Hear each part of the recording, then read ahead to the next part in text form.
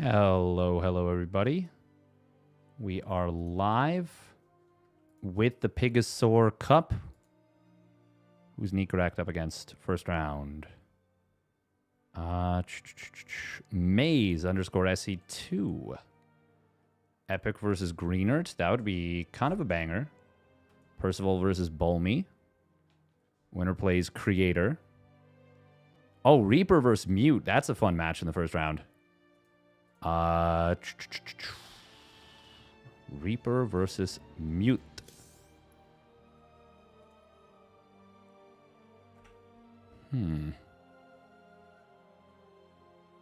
PiGosaur is not on the PTR. Welcome, Xerxes. You are, in fact, the first. Bromista, Montian. Not a lot of notables here. We got a few. MaxPax, Creator. Percival, ByuN. Solar. Nicoract. It's pretty good. It's not a crazy number, but usually these don't get a crazy turnout.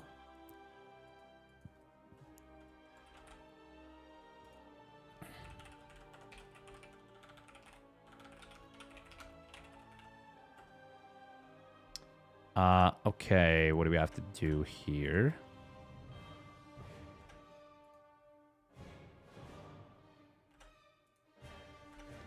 Who's Nicoract up against? Let's check it out.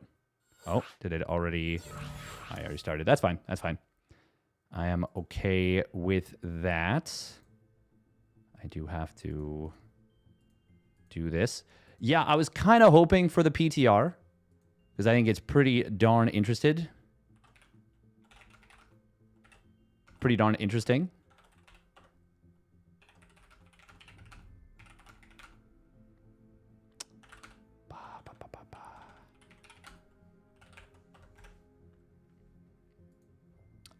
Yeah, I played a couple of games against Sal earlier today.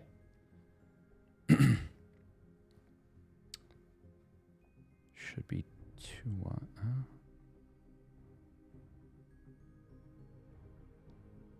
Huh.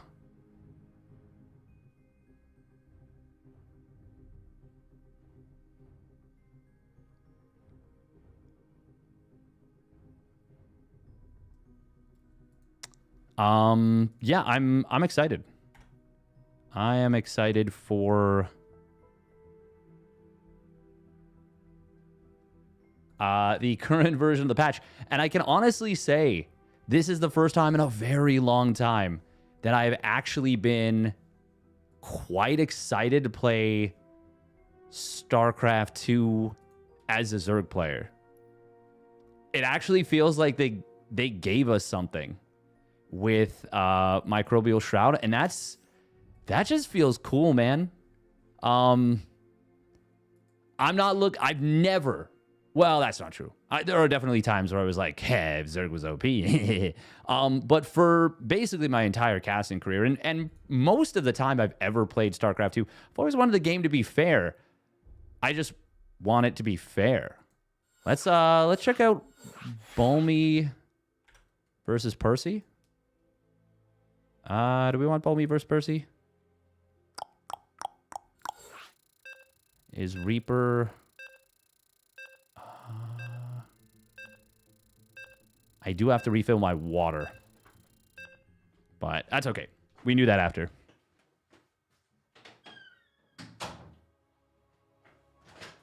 But yeah, as it stands right now, I'm actually very excited for the patch. I just think it's going to be cool. Oh, no, Percival. Oh, Percival messed up his split. Ugh. Unfortunate. Do we want to do webcam in game? No, we're going to take it chill. Yeah, chill for now. All right, here we go. Spawning down on the bottom left for Kirktown, it is Percival. There he is. Little squirrel. Squirrel. And his opponent spawning up the top right, it's Bulmy. Bulmy. Oh. NG Bay block? It's got to be, right? Yeah, I mean, it's too late to be a proxy unless he puts it, like, literally here. Oh, then that's what he's going to do. Okay. Well, evidently it's not too late to do a proxy. This is not the worst position for a proxy I've ever seen. I mean, it gets you closer to your opponent's base by a lot. You obviously jump up this Reaper position. Yeah, I've seen proxies I hate a lot more than this. And obviously, because it's closer to his base, you send it out a little later. It costs you a little less. Okay. Okay, Percy. Yeah. I see you. I see you. I'm cool with it. There we go. Got ourselves up on YouTubia. But yeah, no, I'm just interested to see what this patch could do. Now, this part I'm not such a big fan of, leaving the putting the depot in just like a weird position, because now any wall is, yeah, it's just going to be much later. And is he going to have to include the command center with it? I guess so. First Reaper will be popping out momentarily. No, we'll turn the cam on. Why not? Bum, bum, bum. There we go.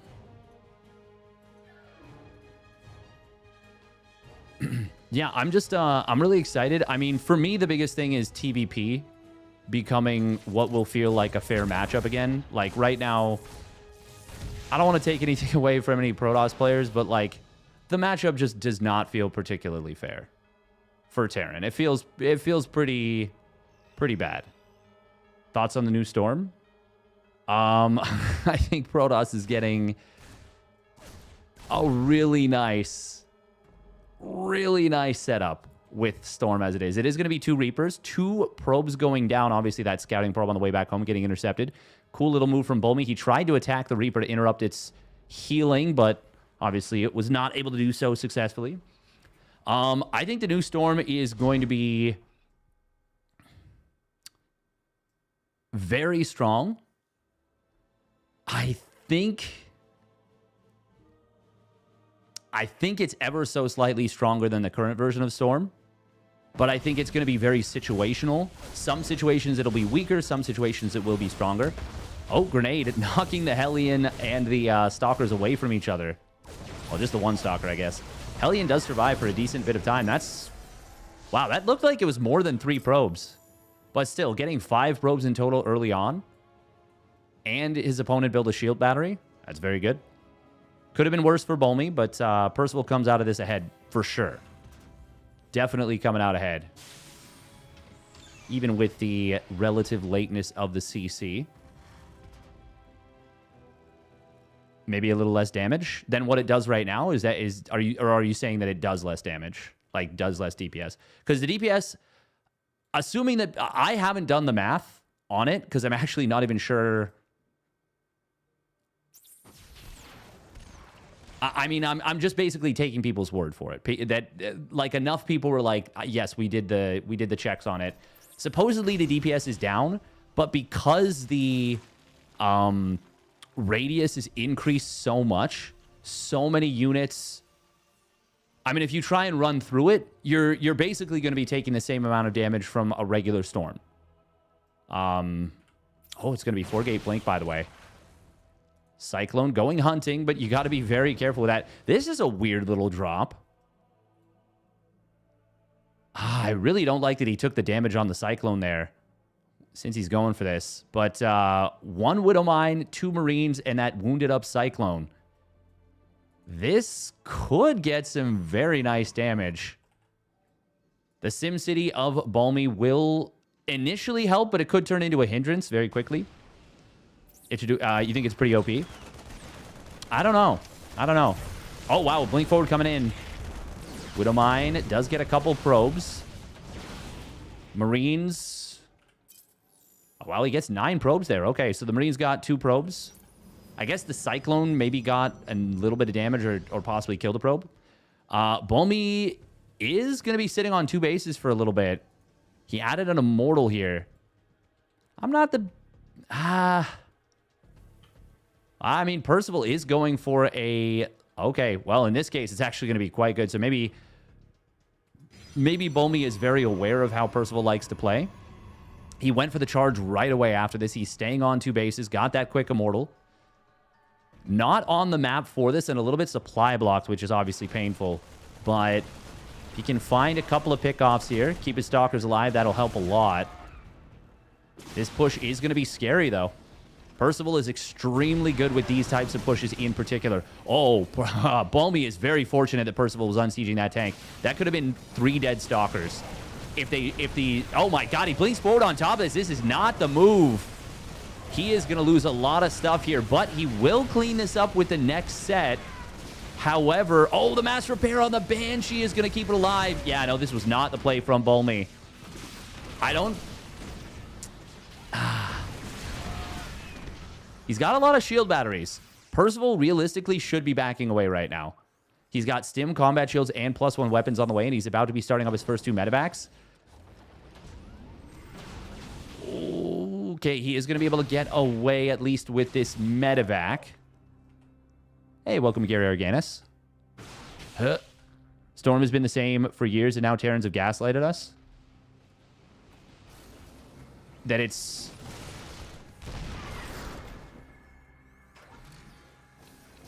sorry, in what way? Because I was initially like, yeah, we don't really need to change Storm. But I'm okay with it as long as... So my big thing was if they can't get it to work right, then that's a problem. But it seems as though they are able to make it work right. Bulmy is still on 2 bases right now. Percival can just be chilling. Like, he does not need to go right now. Is he checking? Okay, he is checking for this base. As long as he just chills. Now, the Banshee's in the main. They're going to find a lot of damage here. How many probes does he ultimately get? Oh. It's a decent number. He did draw his opponent's army out of position. Stim and combat shields will just now complete. Or rather, Stim just now completed. But Chargelot's doing very well in this fight. Percival continuing to push into a 2-base Protoss while he himself has a nearly finished 3rd CC. I mean, he's got to be careful with these medevacs. Stalkers blink forward. They will find one of those medis. Fortunately for Percival, it's not the one with the siege tank inside. Oh, Bulmy. Oh, he needs one big Widowmine shot. Second one does get avoided, though. Would have been an even bigger one. I mean, Percival, as long as he just chills, he is, I think, fine. Is there a prism? No, there's no prism. There is 4 immortals, though. That's a lot of immortals. Bulmy still not expanding. Yeah, I mean, we can't just stay on 2 bases forever. But at the same time, if we're going to attack, it's okay. It's okay to do a 2-base all-in. We need a prism, though. We need a prism. Maybe Archons. Oh, Widowmine will get revealed. Second one does pull back. He didn't realize that the second one was not actually revealed, and how could you know without really paying attention? This is going kind of well for Bulmy. The Immortals are really putting in work. Percival's got to be careful. Once again, his opponent is the latest expanding Protoss. Like, Percival is so far ahead if he just chills and just defends. Oh my god, he's getting a 4th CC. Percival, maybe a bunker? Bulmy actually does have an army supply advantage right now. Still no prism being added on. Blink forward coming in on top of the tank. That was an expensive move for Bulmy. The Immortals are still alive and still putting in work. They kill the command center on the ground. Bulmy is trading cost efficiently right here. Widowmine gets a good connection right there, killing off that Archon. Bulmy's doing pretty well in this game, all things considered. But Percival, this hold should be enough to kind of put the game maybe out of reach. Oh, if he can get a tag on these 2 Immortals, that would be huge. And he will. Oh, the Immortals turn to fight. They're all dead. They are all dead. Maybe one of them escapes. Oh, nice job target firing the back one. Yeah, they all go down. And Percival can send those SCVs back to mining. And now he should be able to close this game out. Bulmy does not have Storm on the way. This High Templar is a bluff. It is a fake. There's a lot of Archons here. And with no Ghosts, Archons are actually pretty decent. But Percival's on 1-1. He's way ahead in army supply. He's mining more. He's got more workers. He's got He's got all the things. Even Liberator's being added on. Actually, one crazy thing about this patch, the one that's being proposed, Liberators are so strong. Is this PTR? This is not PTR heaven. But I'm excited about PTR. I am really, really excited. I do wonder if we're going to get, like... Because this is the... Oh, hold the thought. We actually have maybe an attack coming in. Bulmy going to do one last-ditch effort. One last-ditch attack. Go for gold. Liberator will siege up. It's late. There's a huge... Well, pretty big counterattack on the other side of the map. If the changes all go through, Liberators are... I know that they were nerfed for harassment. Oh, does he get the recall off? Even if he does, he might lose the Nexus still. Yeah, Bulmy's dead now. Put up a hell of a fight, though, in game 1.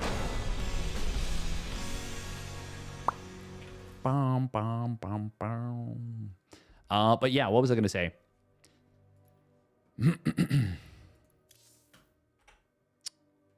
Did you make a review video? I did on the first patch, and then I didn't release it. I was thinking about making one on the second patch, because the second patch I like a lot more. Like, I mean, the first patch murders Protoss in its sleep with a pillow. You know, like it smothers Protoss with a pillow. But that's mostly because Storm was bugged. More so than anything. But it would have been really bad. Like, really, really bad. This patch... I mean, this patch feels like every race got something to get excited about. Feel like Terran got blasted, to be honest. The Storm, Disruptors, and Microbial Shroud. Disruptors are a little crazy. Disruptors are a little crazy. Thorn with the YouTube first. Damn. Not checking out the Twitch, but popping on over to YouTube. Oh.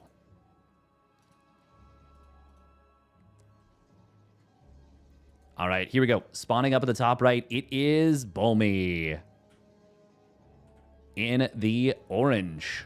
And his opponent spawning down in the bottom left, it is Kirktown's Percival in the red. So I have an idea right now. And that idea is a little bit crazy. And for it to be implemented correctly, you might have to do something like either increase the amount of total supply that every race has, or possibly reduce the number of workers that can mine on a base. And maybe increase the mining rate a little bit. And the reason that I say that is because I think with Storm getting changed up the way that it is, with the Infestor receiving a pretty massive buff in the form of Microbial Shroud, I think we should maybe consider increasing the supply cost of both the High Templar and the Infestor to 3. I think that that's a really intriguing idea. Not everyone will agree with me, obviously. Bulmy going to be going Gate Nexus, by the way. A little bit of greed. A little bit of greed. Percival will open up double gas. The buffering radius, lowering the cooldown. Lowering the cooldown is a little wild to me. Because Storm is actually, to me, I think Storm is just as effective against Bio as it will be just as effective against Bio as it was. Or very close, at the very least. I think they should buff EMP, to be honest, now that goes for 3 supply. I was thinking about that, too. I don't know that... The problem is, like...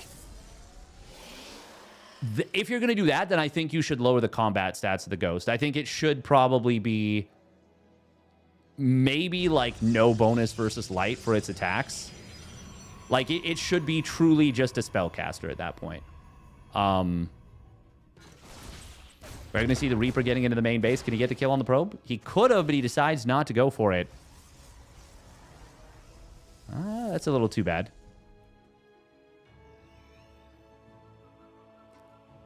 Yeah, this is not PTR. But yeah, no, Microbial Shroud looks... It looks like it's going to be fun. And at first... So I played... Hot Mom, Hot Dad. Nice. At first, I was thinking like, you know, oh man, yeah, Ultras are going to be really hard to kill for Bio when they're under Microbial Shroud. And at first I was like, yeah, maybe that's not a good thing. And then I was like, wait a minute. Hang on. Why am I defending Terran here? Why am I saying that a tier 3 unit with a tier 2.5 unit for support... Oh, grenade. Oh, very nice grenade. Good probe. Oh, wow. Wow, he actually slipped out of this round. Still, 3 probes go down. A lot of lost mining time. But yeah, why am I defending the idea that Terrans should continue to counter, yeah, a tier 3 unit with tier 2.5 unit for support when... with tier 1 and tier 1.5 units. Did you see the video of 3-3 Roach versus 3-3 Marine with Shroud? No, do the Roaches just absolutely destroy them?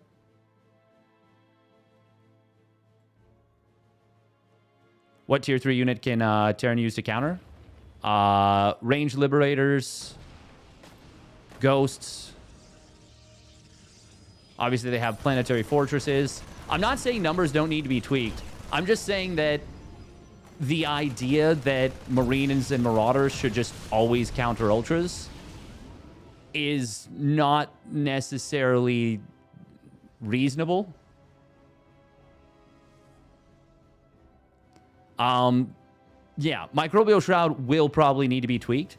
The thing is, though, you can fight away. Like, you don't have to fight under the Microbial Shroud. If they fungal you, that's a different story. But at first I was like, okay, Microbial Shroud can't be a thing. But now I'm like, well, let's actually see. Let's actually see. I want to see... I've fought... I've actually fought against Zerg buffs many a time. By the way, oh, Bulmy, the painful 54-54. Oh, good defense here. Against this first Banshee. I think it sounds really fun. Yeah. Yeah. Also, people don't realize how much Liberators are being buffed. Oh, Percival, no, the F2. Fortunately, he does get the Cyclone out. He'll at least get 1 probe out of that, but that's very painful. That's a very painful loss right there for Percy. Yeah, the Liberator, like it is a... I don't even know if it's actually a bug. Because all units normally behave this way. It is the only unit that has, like, a moving siege. So I don't know. Well, first of all, it's the only air unit that sieges and attacks. The Observer obviously has a siege mode. The Overseer has a siege mode, but they don't attack. So it doesn't necessarily matter when they siege up. But the Liberator... sieges so much more snappily, and it is actually such a huge pain to deal with in terms of harassment. Like, it's already annoying to deal with it. Like, a Spore Crawler, it can already get out microed pretty hard. Now it gets out microed way harder by someone. Like, Clem is going to make Liberators look turbo busted with harass, I think. The patch only says a vision nerf. It's listed under bug fixes, but functionally it is a massive buff to the Liberator's effectiveness in combat because it just sieges so much faster. Before, it would experience deceleration. By the way, DTs. Percival does not have... No, he does have... He has 2 scans, actually. Wants to bait his opponent out into the missile turret, and Bulmy, oh, almost obliged him, but he's going to be able to avoid that. DT Blink is finally fixed. It is a big buff to DT Blink. Yes. Still not going to be as strong as it was, because it was instantaneous before.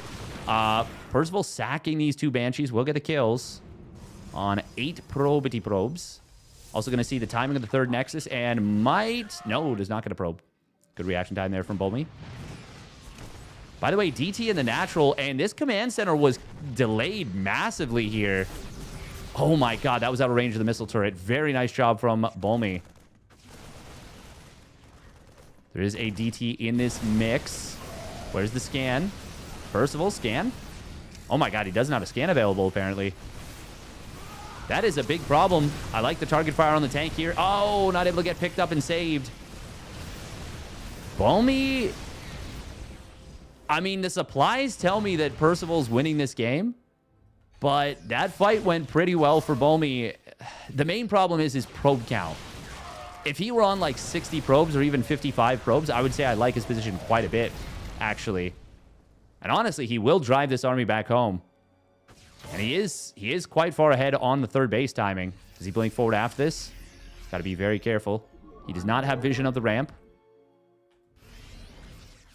God, look at the two cloaked. Oh! Well, there we go. Never mind. Not cloaked anymore. Bulmy needs a forge. My man needs a forge. Pretty bad. Oh, missile turret is going to get denied for the moment. 3 SCVs is not the best DT, but it's not bad. It's not a terrible one by any means. Oh, does this reveal the observer? I think it will. Oh, I jumped away. Yeah. Did the missile turret get the kill? It sure did. Oh, wow. Bulmy teching in a lot of different ways at once right now. Storm and double Robo-Colossus. But those are not done. And they're not going to be done. Scan comes in, sees the timing. Oh, wow. Yeah. Okay. Okay. That Archon morph does not feel great. I mean, I think he maybe had to, but that is still, it feels bad, man. But yeah, the snappiness of the Liberator change. It's, so I've always felt, and I said this back in like 2023 or 2022, that Liberators, a single Liberator, a 3 supply unit, that yes, is a high-tech unit for sure, but like, not a complex unit to use. Single unit can lock down an entire mineral line on corner bases. I mean, I've always felt that that is just wrong. That is just wrong. And yes, you can make the argument that Protoss players should be building air to deal with it. But like planting a Liberator here or here out of range of ground units and being able to lock down either the entire base or a portion of it for, once again, just 3 supply. And it's a shift-clicked unit. You can shift-click it across basically a safe territory on most maps. I've always felt that that's not something that should be in StarCraft. So I really like that the vision nerf is going through. I think that that's right, personally. I know Terran players are going to tell me, no, it's not, but I mean, I don't care. You're wrong. And I'm saying this as the race that doesn't get abused by it as much. I just think it's, yeah, I think it's just not great. If Archons got buffed in the patch, what spells from the High Templar should get carried over after the morph? I don't think you could do that. I think, I mean, against Terran, Archons are terrible because of EMP. But against Zerg, they're already so strong. I think that you would, yeah, I don't think you need to do that. Can you explain the lib thing? As in the buff to it, or rather the bug fix, or as in the nerf? Because there is a nerf and there is also a bug fix. Is it being played on the patch? It is not. By the way, EMPs. Oh, this army of Bulmy is very out of position. He's got a lot of storms available, though. Percival. I think he's going to be able to handle this just fine. Storm does come through again off the energy recharge, but Bulmy does not have the units to hold. Vikings able to take down the Colossus. 2-2. I mean, fighting before 2-2 is a little awkward, but this is going to go just fine for Percival. And we are going to see Bulmy Olja. Oh, he warps in more Zealots, but no, it's not quite enough. There's a few too many Ghosts. Those will clear out these Zealots. very quickly. Medevac on the other side did get taken down, and these Marines are kind of trapped. I mean, there's technically a way out, but they would have had to go very far along, very far around. However, Percival has won the game with the frontal push, and he will take down take down the series. Still, once again, good valiant fight from Bulmy. Oh wait, Solar.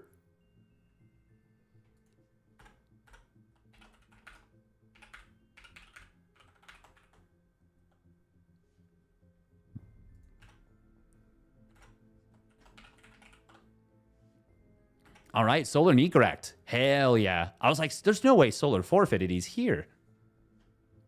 Just updated the bracket.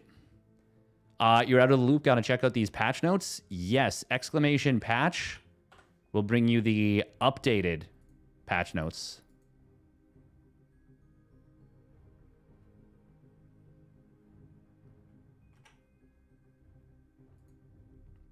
Oh.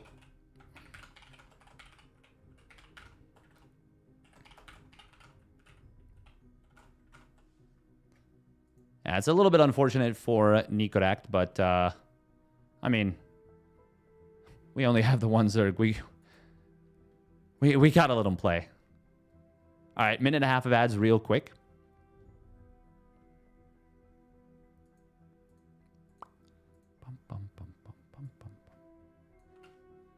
We'll win this best of 3 ZVT. Is it going to be Solar or Nicoract?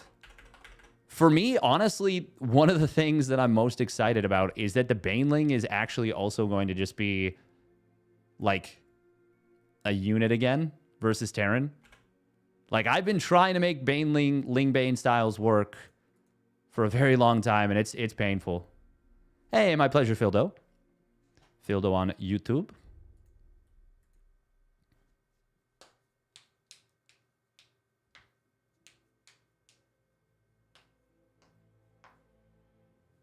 Light Archon, Dark Archon, and Medium Roast Archon. Also, I did the math. And the mothership. Okay, yeah, while we're here, let's take a quick cheeky look at the patch notes. Patchu notes. Bum, bum, bum, bum. No, not that.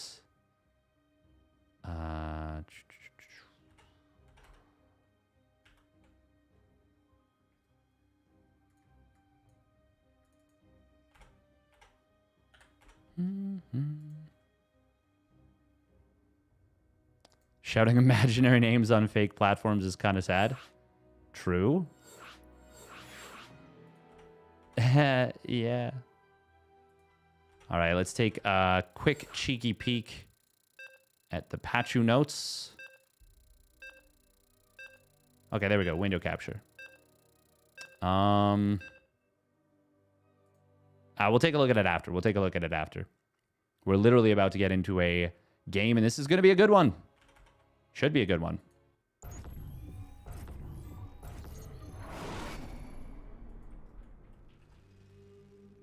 Also, I watched a little bit of one of Lambo's videos on the YouTubes, and it was the world record hatchery timing, the 43-second hatch timing.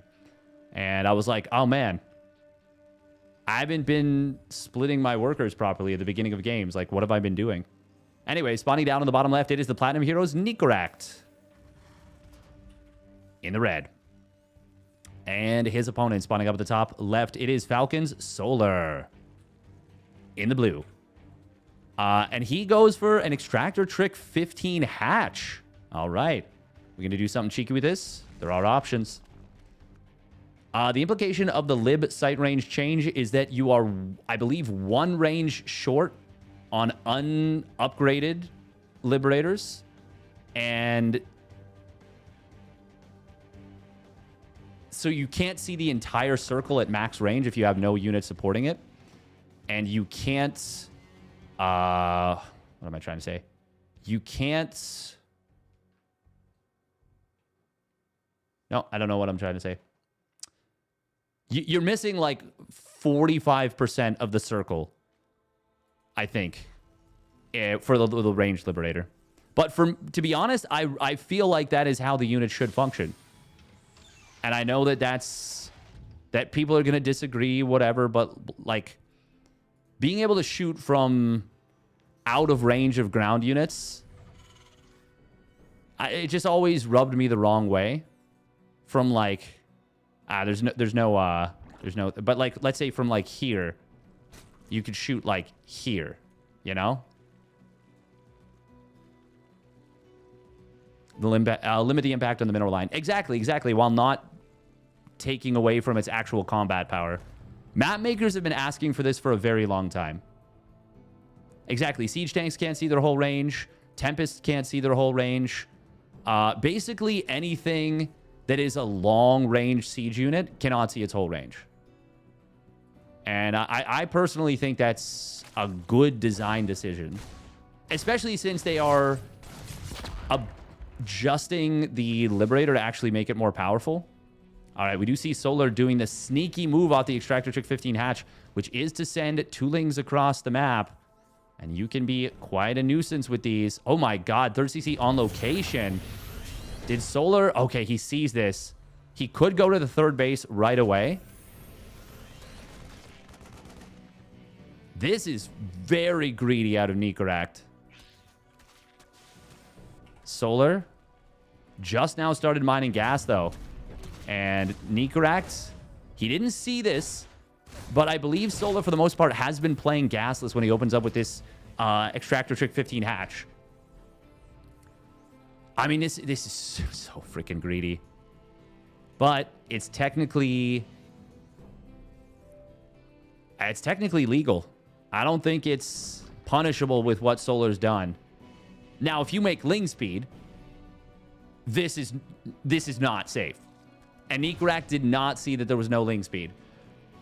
Like, you can go Extractor Trick 15 hatch and still go for a... I want to talk about the wall and the natural in a second. You can still go for an Extractor Trick 15 hatch and then get like a 17 or 18 gas... 17 gas, 16 pool. Oh, attempts to get through here. Grenade does get pushed to the side. This is very awkward for Solar. One drone already falling.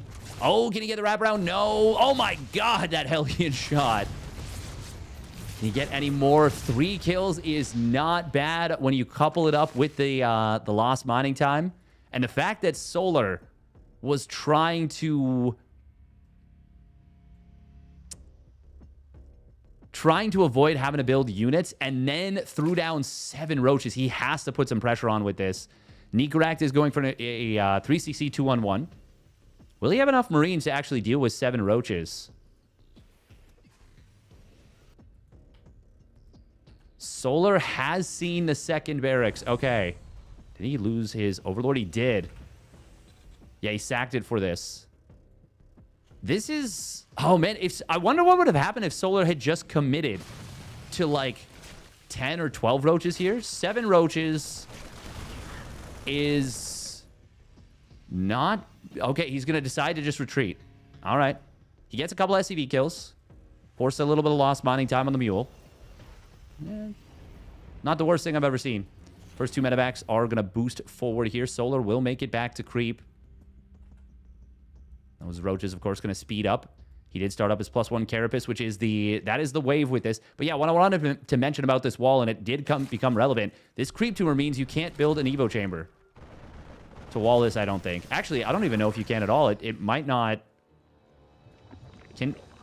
Could you have full walled this? Not even sure. Oh my god, he loses 2 Overlords there. Nice pickoffs for Nicoract. Very expensive for Solar. Solar is already on 66 drones, though. You can get some pretty crazy timings with this setup. And the +1 Carapace, obviously, this goes into a very nice ultra timing from here. Nicoract, ooh. Very nice move to the right side. Does Solar anticipate it? He does, but I don't think he's going to be able to save this. No, just cancels it right away. Fantastic start for Nicoract, I would say. Yeah. Ooh, Hydralisk then. Second Evo Chamber will start up. Likely going to be 1-2 upgrades behind this. I'm surprised Blizzard wasn't made aware of Siege Mode Observers being seen in Fog of War. This is not on the PTR. No. We're going to see a couple Infestors start up. Roach speed and +1 Carapace going to complete in a moment, but these Roaches actually get isolated here. Nicoract is charging forward. This is a bit of an anti-timing, but he kills enough of the Roaches before the upgrade's completed that Solar feels compelled to retreat, and I think he had to there, yeah. That goes very well for Nicoract. Once again, he gets a lot of Roaches. Denies the 4th base again. Solar is taking this base on the left side here, this 4th base, and he is going for Lurkers.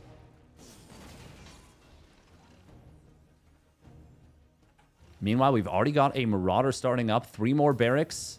Did he build a second factory? He did not, but he starts up his 2-2 right away. Oh, this little drop from Nicoract. The secondary drop, finding a few drones already. 3 drones, quite nice. Little split coming in from Solar. Queens on the right side. They're going to get isolated and almost certainly taken out if Nicoract focuses. And you will get it. That 1 queen getting pushed off of creep. Speaking of this creep, Nicoract. Oh, he's going to get fungled, actually. Yeah, he'll still be able to get the majority of these units out. Would have liked to see him, if he could have found the attention, switch back to this position. Target this creep tumor, target this one. Instead, he kind of kills the middle creep, which 1 creep tumor replaced here will be good. Oh, man, that's a lot of tanks. Ooh. Eating a bit of a big bile there. 4 kills on that 1 Ravager. But, I mean, Solar's in trouble right now. He is getting into Lurkers. Nicoract just now about to land his 4th base. Nicoract's been trading very nicely. Relatively small trades early on, but very good ones. Solar, by the way, no spores in his main. And that does make things a little uncomfortable. Maybe more than a little.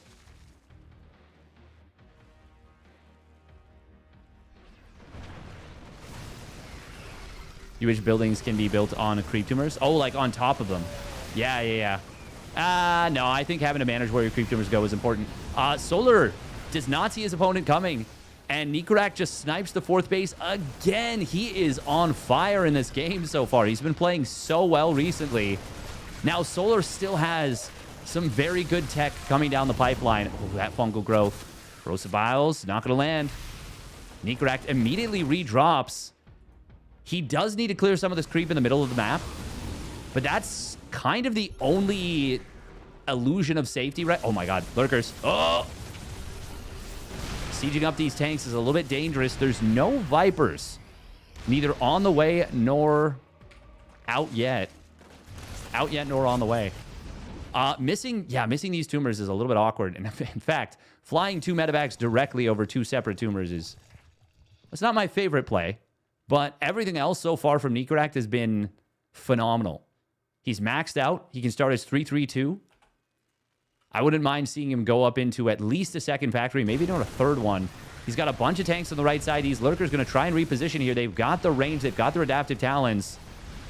But the tanks are right on top of them. And he loses a couple Lurkers immediately. Another base falls. Solar cannot get a 4th base in this game to save his freaking life.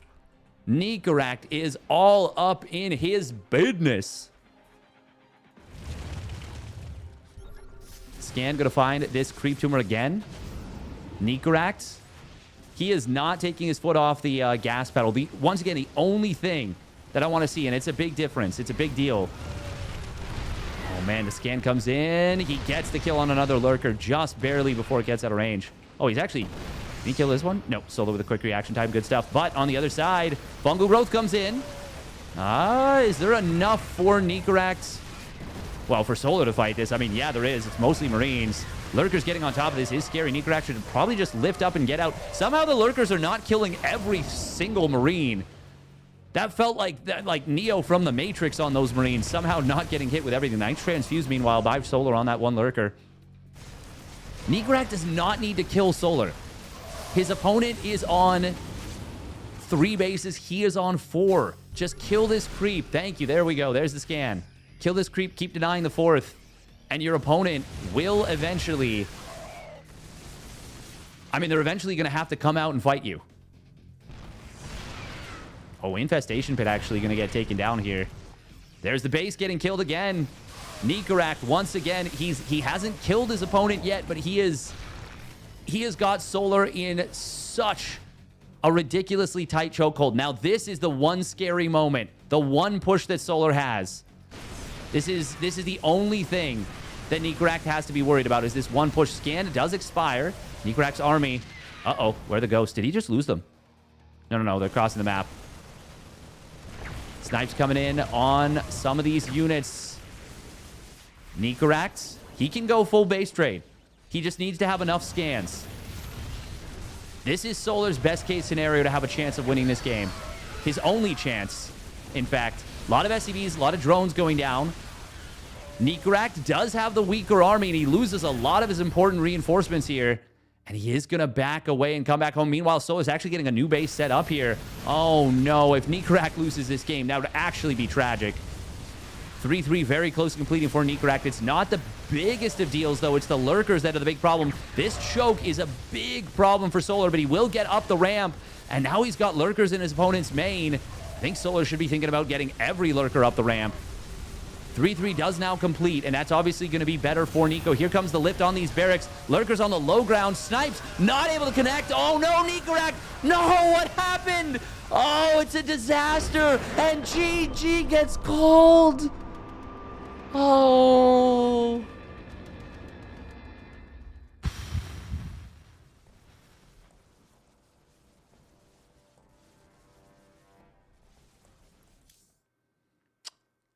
Oh, man. Oh, poor Nicoract. What? Oi, oi, oi. He was playing an immaculate game for so much of that. And the one push Solar actually managed to get across the map. Not even mauled, just feels for them. That's just sad. It just sucks. Like, he had that game so won. Oof. That was such a great example of how to play against that lurker style, I would say. Like, that heavily defensive style. Like, if you knock down the 4th base, you keep denying it over and over and over again, they aren't going to be able to do a lot to you. The problem is, like, you still do have to respect the army a lot, and unfortunately, oh yeah, he just wasn't. He just didn't. No other way to put it.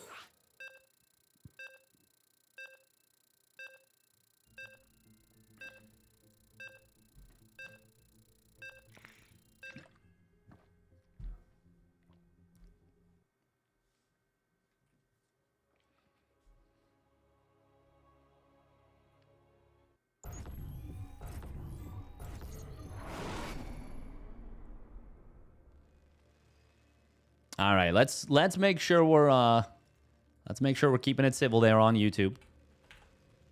I appreciate the discussion. We're all passionate people that are fans of StarCraft. And for me, I'm always rooting for a balanced game, a fair game. Ooh.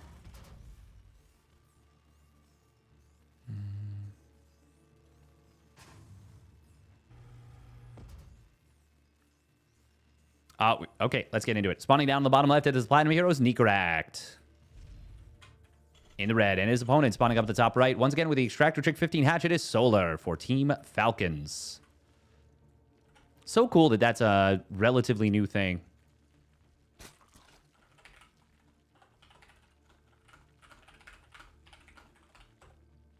I mean, it's not that new anymore, but it's still cool. Hmm.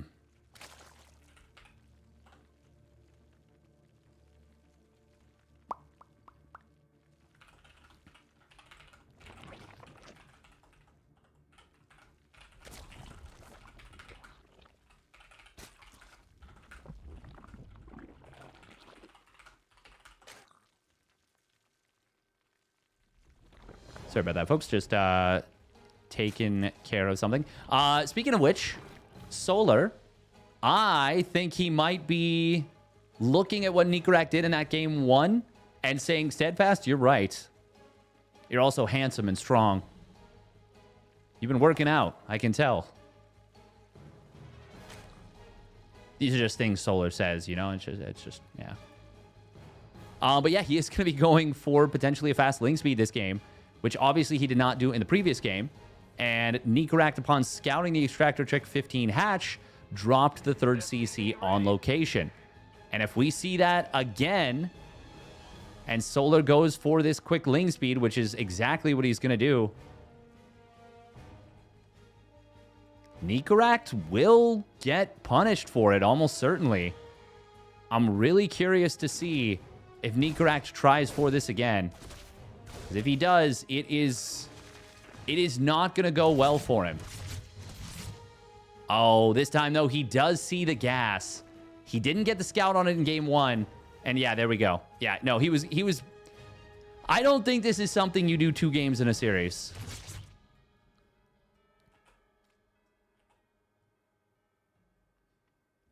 Hey, welcome, Scandy Kane.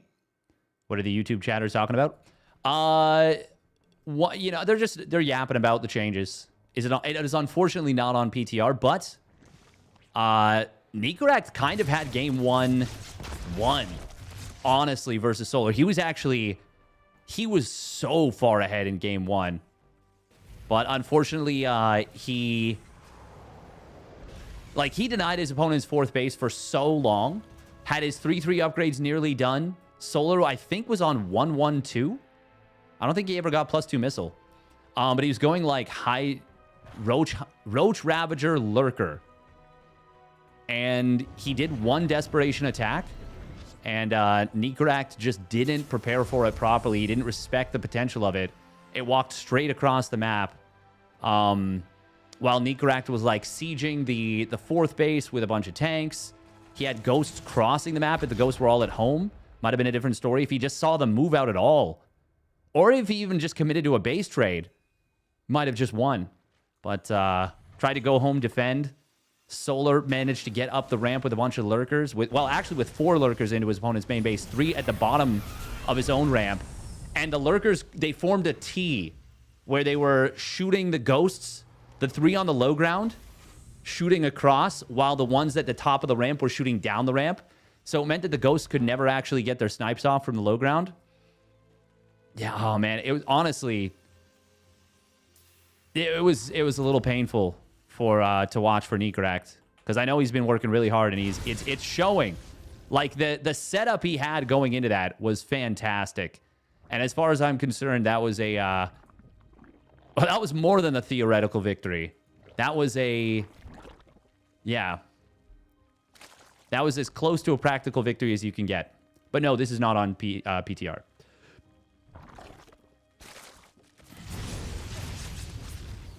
All right, Nicoract this time is going to be going for the much more standard 3cc Hellion Banshee. I do think that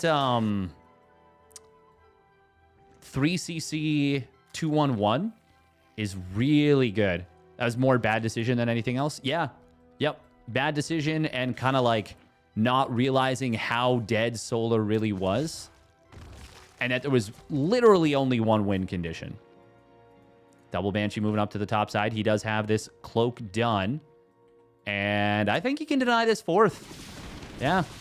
We're going to see Solar going for the roaches behind this as well. Lings will try and get on top of these Hellions, but the drones are in some trouble.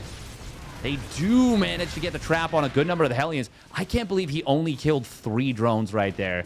But this is going to be a denial on the base, most likely. That's a big pick. That's a very big pick off. How high is the chance you come to Home Story Cup in January? Need revenge on Kicker? Oh, man. I really want to go. I really want to go. I can't say...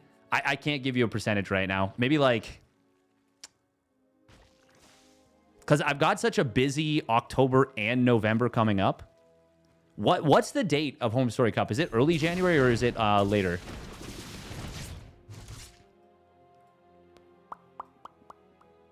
It was really fun to go the last one that I went to. And I would really like to go if I can make it happen. If I hadn't been brought on to EWC, the answer would have been like almost no chance. But yeah, as it is now, there's a decent chance. There's a decent chance. How many infestors do we go to? Looks like 2. Okay. End of January. Oh, okay. Then maybe like 50-50 or 60-40 in favor. I gotta talk to the missus. Gotta. She's been very chill about me traveling. Oh, fungal. Oh, those Marines. Wow. They just got out of there in time. Just got out of there in time. Nice job from Nicoract. Clutch.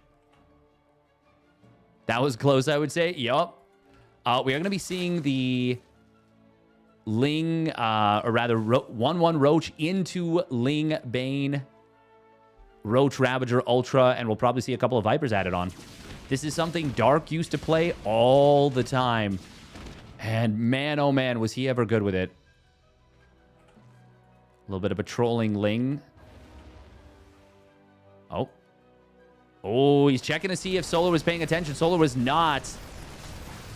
And that means this will be a full unload. He could have fought there.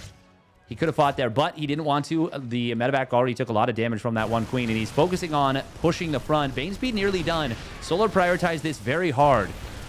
Very early Bane speed. Also very early Hive, which means that Adrenal is already halfway done. Siege tanks are clumped up, which means Biles are going to be good against them. Gets down one of the tanks immediately. Second one taken down to the bottom of the Biles. Third one going down quite quickly as well. Good positioning on this drop. Using the spawning pool against his opponent. If Nicoract can get the kill on these queens, he can wipe out Adrenal Glands before it completes. He wants the Ultra Cavern, but I think Adrenal Glands is actually the bigger plum.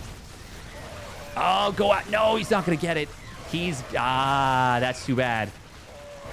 Denying chitinous plating is obviously very nice, but I feel like denying Lings and Adrenal Glands is, well, they're both good pickoffs. They're both good pickoffs. He probably wasn't going to get both. We're going to see one of the queens getting taken out, clicking down a couple of creep tumors as well.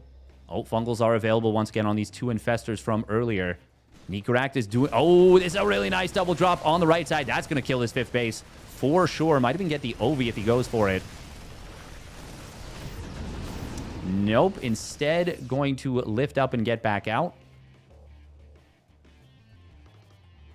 Really nice multi-pronged draw play while Nicoract goes into those ghosts.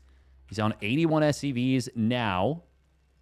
Hasn't saturated this gas, unfortunately, but he is getting more gases, which is obviously going to unlock more and more ghosts to buy. Oh, does need to lower this depot. He's got a little tank prison.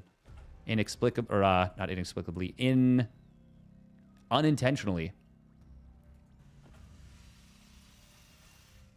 Oh, there we go. There's the saturation on this one gas. Put 2 of 3 on this one, unfortunately. Oh my God, Nicoract just started his 2-2. I thought it was done. I was like, okay, we should be seeing the 3-3 starting up soon. No, that is, wow. That is such a late 2-2, unfortunately. Big Marine clump on creep against the Banelings. Got to be careful. Fungal growth, though, was late. They are good fungals. 3 fungals getting chained up. And this army of Nicoract just got smashed by Solar right there. Meanwhile, counterattack on the other side of the map might deny one of these CCs. Just for a moment. It will get protected, though. Oh, man, that's a really good fight for Solar and a really unfortunate one for Nicoract. God, that was so many Marines again, did he have chitinous plating done for that? I don't know if he did, but there was still +2 armor versus +1 attack, which is already really good for Ultralists versus Marines, and that was predominantly Marines. And I mean, not to mention the fact that the fight still took place on creep.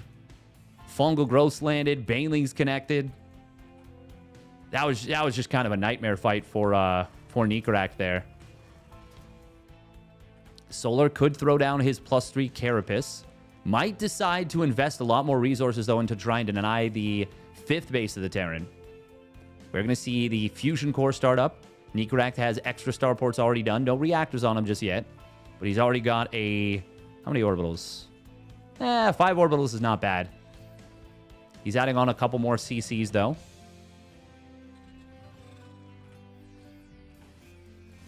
Oh, man, the lateness of the 2-2 upgrades is very unfortunate. Well, these 2 CCs are going to get denied. They're not finishing. No chance, no shot. A little unfortunate. No cancel there as well. He is heavily pressured. Roach is fighting the bio with a great concave on the right. Snipes will find one of these Ultras. Solo even picking off a couple of SCVs with this Roach attack. And... even though the 2-2 has completed now for the Terran player, it feels like he's just lost way too much momentum. Solar now starting up the a bunch of Dropper Lords. He's got 2-2 Lings done. He's got Adrenal Glands. He's got that Overlord speed. This is going to be 48 Lings. Actually, is he going to drop Ultras in with this? How many Lings is this? Is it 48? It's like 46. Oh, he does put the Ultras in. Okay, so it's 32 Lings and 2 Ultras. That is kind of sick. Solar, by the way, continuing to spread creep on this right side. Lot of mules getting dropped in the middle. Not a lot of Banes in this army. 15 Banes is still enough to probably crack this planetary with Nicoract having, well, no defensive siege tanks. And it's pure Ghost, which obviously Ghosts are extremely powerful units. But on their own, oh, man, he gets hit with a lot of Banes into those Ghosts. Missile turrets, I think, might have killed both Dropper Lords that had the Ultras in them, but still, this is going to go very well for Solar in the form of killing this base. He does lose a couple of Ravagers. He loses the whole drop. I mean...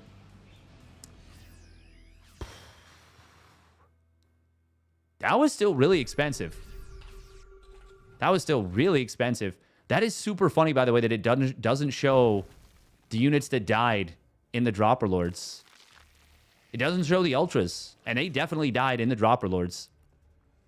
No +3 melee, by the way, started up for Solar, unfortunately. Nicoract completing a sensor tower on creep. That is obviously not going to survive very long. Solar does kind of need to keep the pressure up. I mean, he has so much momentum right now, though.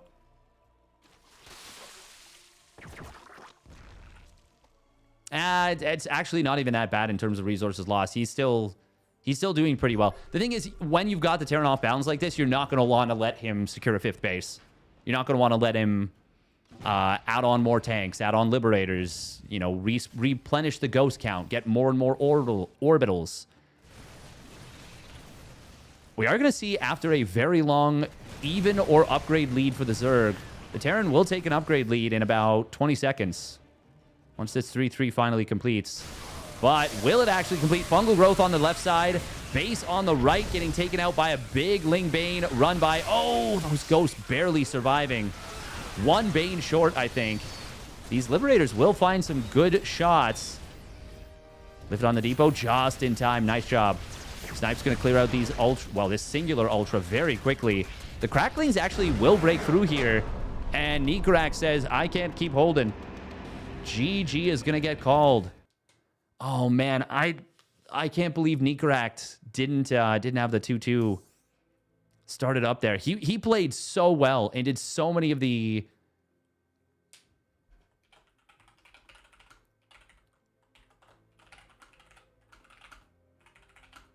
sorry, just one sec. Did so many of the super difficult things very, very well in both of those games. Yeah. Oh, man. All right, next up is going to be Solar versus ByuN. We're going to head over to the Korean server for this one.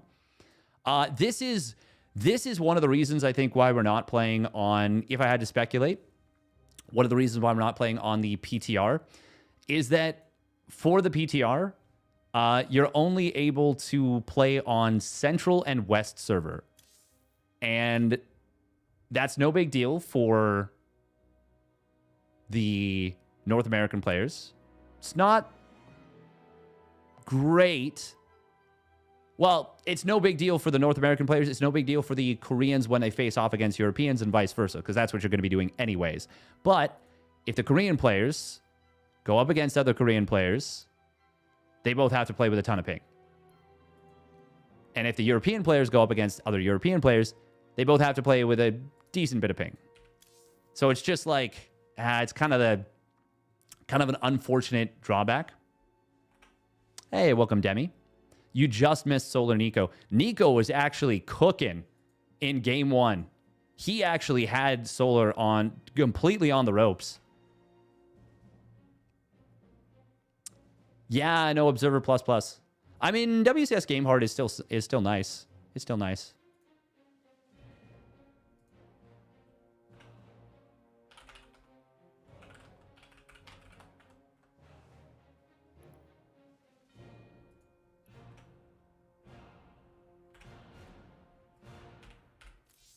All right. Yeah, I'm really excited about the potential changes.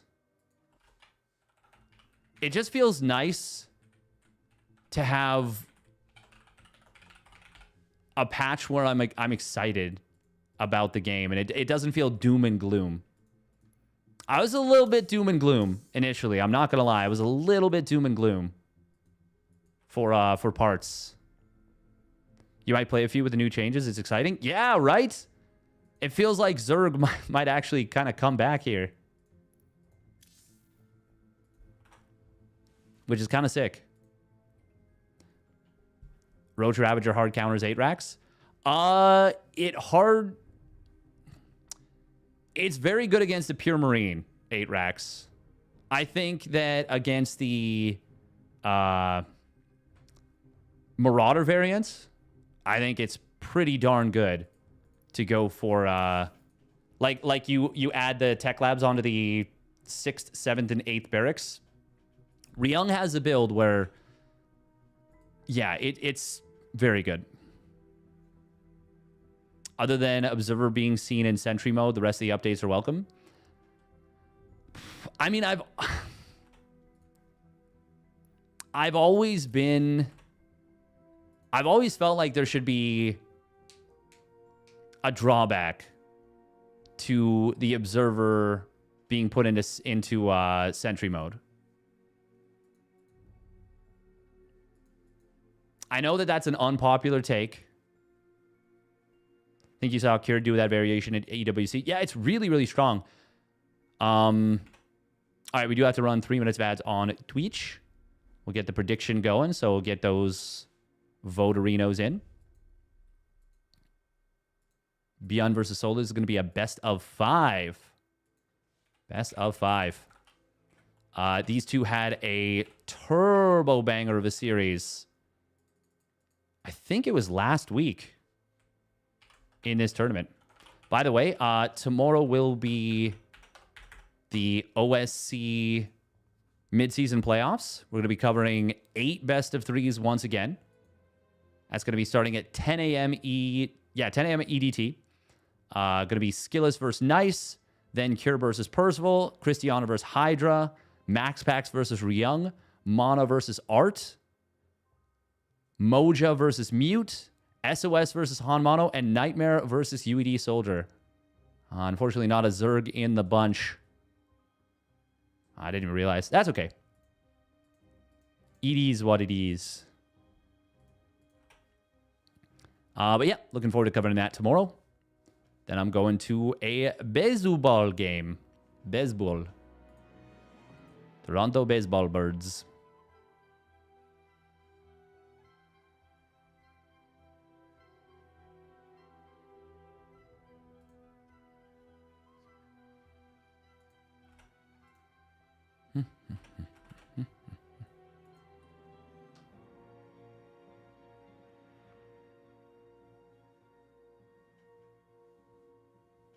Then reduce the sight range on it.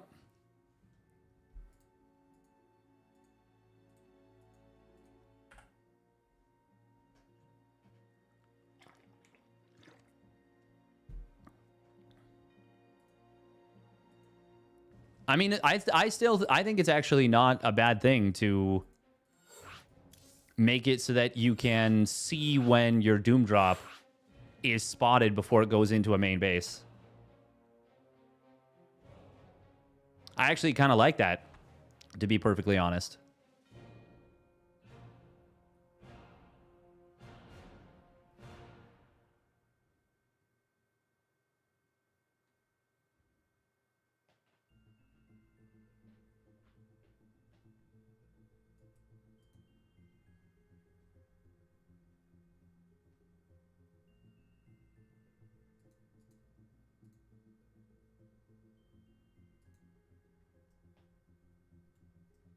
Bum, bum, bum, bum. But that's the risk that the person doing a Doom Drop has to take.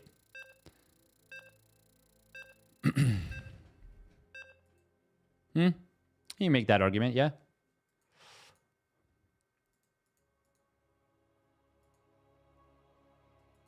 I've always felt like the Observer is, just generally speaking, a little bit tricky.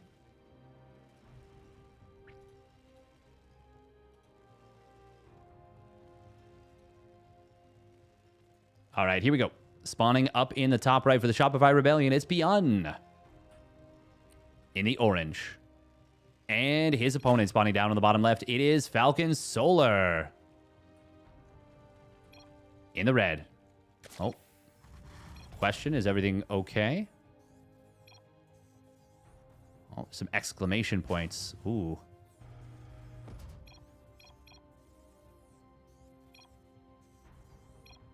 The patch cadence of Warcraft 3? What do you mean by that? They have the ability to scan to Doom Drop. True. True, true, true.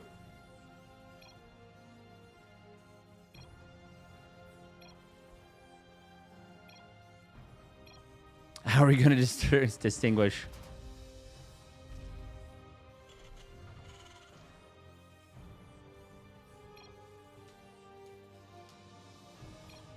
The problem with the OBS is it's the best and worst vision in the game simultaneously.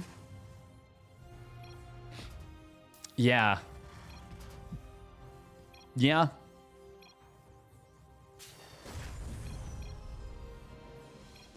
I think, though, the main thing is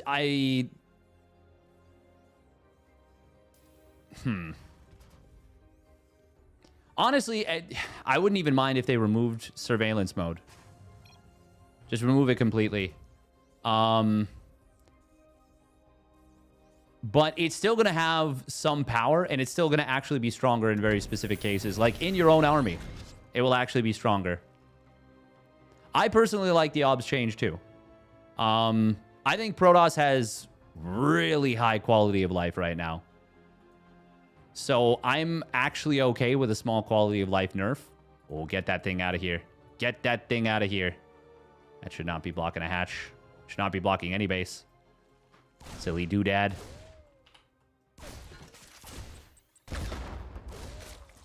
You either have to increase quality of life for other players, which I would be more on board with, to be clear, or I think it's reasonable to lower Protoss quality of life, and by that I mean just make it a little bit more difficult to execute. It's better for lurker interactions. It is better for lurker interactions. That's very true. It is going to be 3 Reapers. That's where we're stopping. That's this is not played on a new patch, but there is a new PTR being discussed, a public test realm. It is going to be the third CC coming in behind this. No surprise.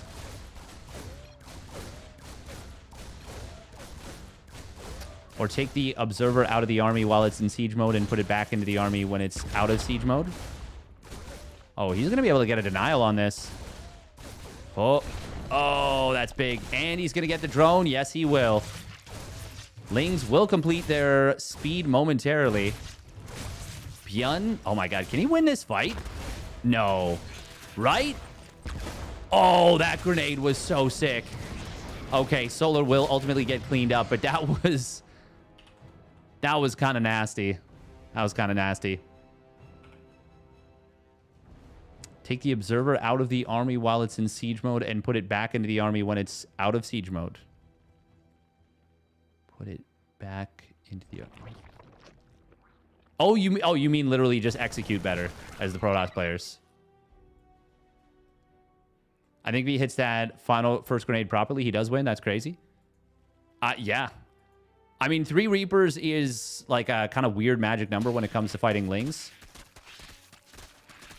It's enough to two-shot the Ling. So as soon as you lose one, I mean, it goes, yeah, it takes a lot longer to start killing those Lings. And that's when you really start getting cleaned up.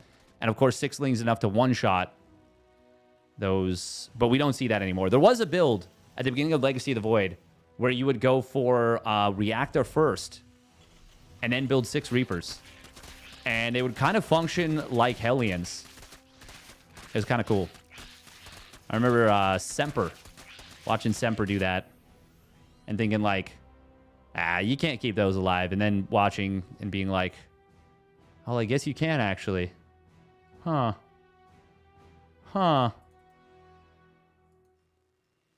We're going to be seeing relatively fast double NG Bayout behind this. Will be a... Yeah, I mean, it's a 3CC, a double medevac drop. Double medevac drop. Man, ByuN has the sickest timings, honestly. Like, he's so freaking good with the Reapers. The fact that he squeezed out a Raven with this build is also crazy. ByuN has, like, the sickest builds of anyone. You cannot change my mind about that. Actually, that's not true. Hero Marine's +1 8 racks push that he did versus Serral on Tokamak. That was freaking sick. Auto turret going to draw the army out of position a little bit. Scan finding a little bit of creep here. If you can get another scan, that would open up a really nice push position on this bottom side. Snipes down an Ovi as well as those tumors. And yeah, these Marines, they're going to be able to take a pretty good fight. Lings, oh, actually, hang on. Oh, nice wraparound. Forced the medevac to stay very close. Okay, that actually went pretty well for Solar at the tail end. Huh. Marines were not able to break this around completely.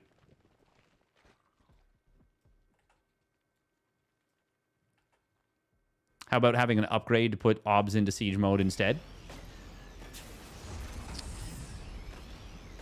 If SC2 got 3 patches a year, I'd be so happy. That would be a lot of patches. I would be happy with 2 patches a year. I would be very happy with 2 patches a year, honestly.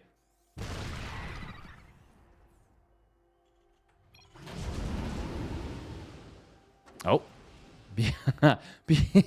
Game paused. Something about that just was like, what? Is there lag? I don't even know.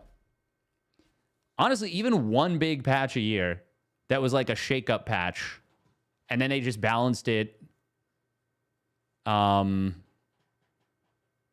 Yeah.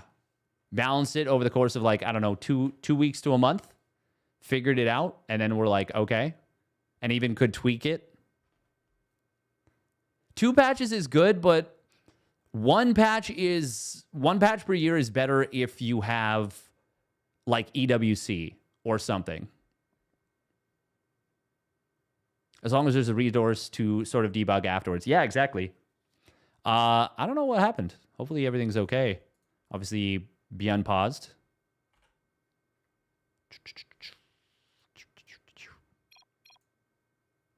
Oh.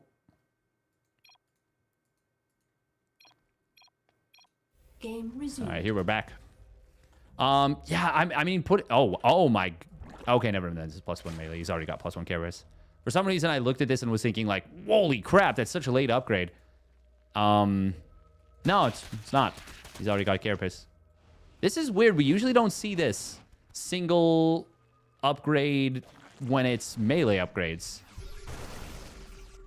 Ooh, these queens got a little bit off creep. That means... Oh, no, he did have Transfuse. Okay. Still loses one of those queens, but it could have been quite a bit worse. Solo with obviously some good target fire on the medevacs to force this back. That was... One of those was one of the medevacs that was repaired from earlier. ByuN, what's his follow-up for this? Does he have the armory already done? He does. Oh, yeah, of course. He's already started his +1 vehicle armor, vehicle plating. Ooh, one more queen getting sniped. There's only one that has Transfuse, and it is being targeted pretty aggressively by ByuN. Solar doing an excellent job of respreading his creep during all this. Raven could have been used with this army to avoid having to scan. Solar is not making Banelings. He is going Infestors. Oh, Siege Tank. Not able to shoot that Infestor. Solar pulls it back just in time. No room in the medevac, so that's going to be 2 dead tanks. Good cleanups here from Solar, and a great start. Oh, he gets a medevac that was fully loaded as well. Playing this pure Ling Infestor into the Ultra, and the Spore Crawler kills one of the medevacs. Oh no, that was the Raven. Okay. I was like, wait, these are the medevacs. This is them right here. Getting away with Ling Infestor into Ultras like this is so good for Solar. This is something we may see on the new patch attempted quite a bit. I think it's going to have to still be Ling Bane into Infestor. Microbial Shroud being something that you have to research, though. May make it a lot more difficult to make that happen. Man, we already have Ultras on the way. Chitinous Plating getting close to complete... Well, it's not close to completing. It's a minute away.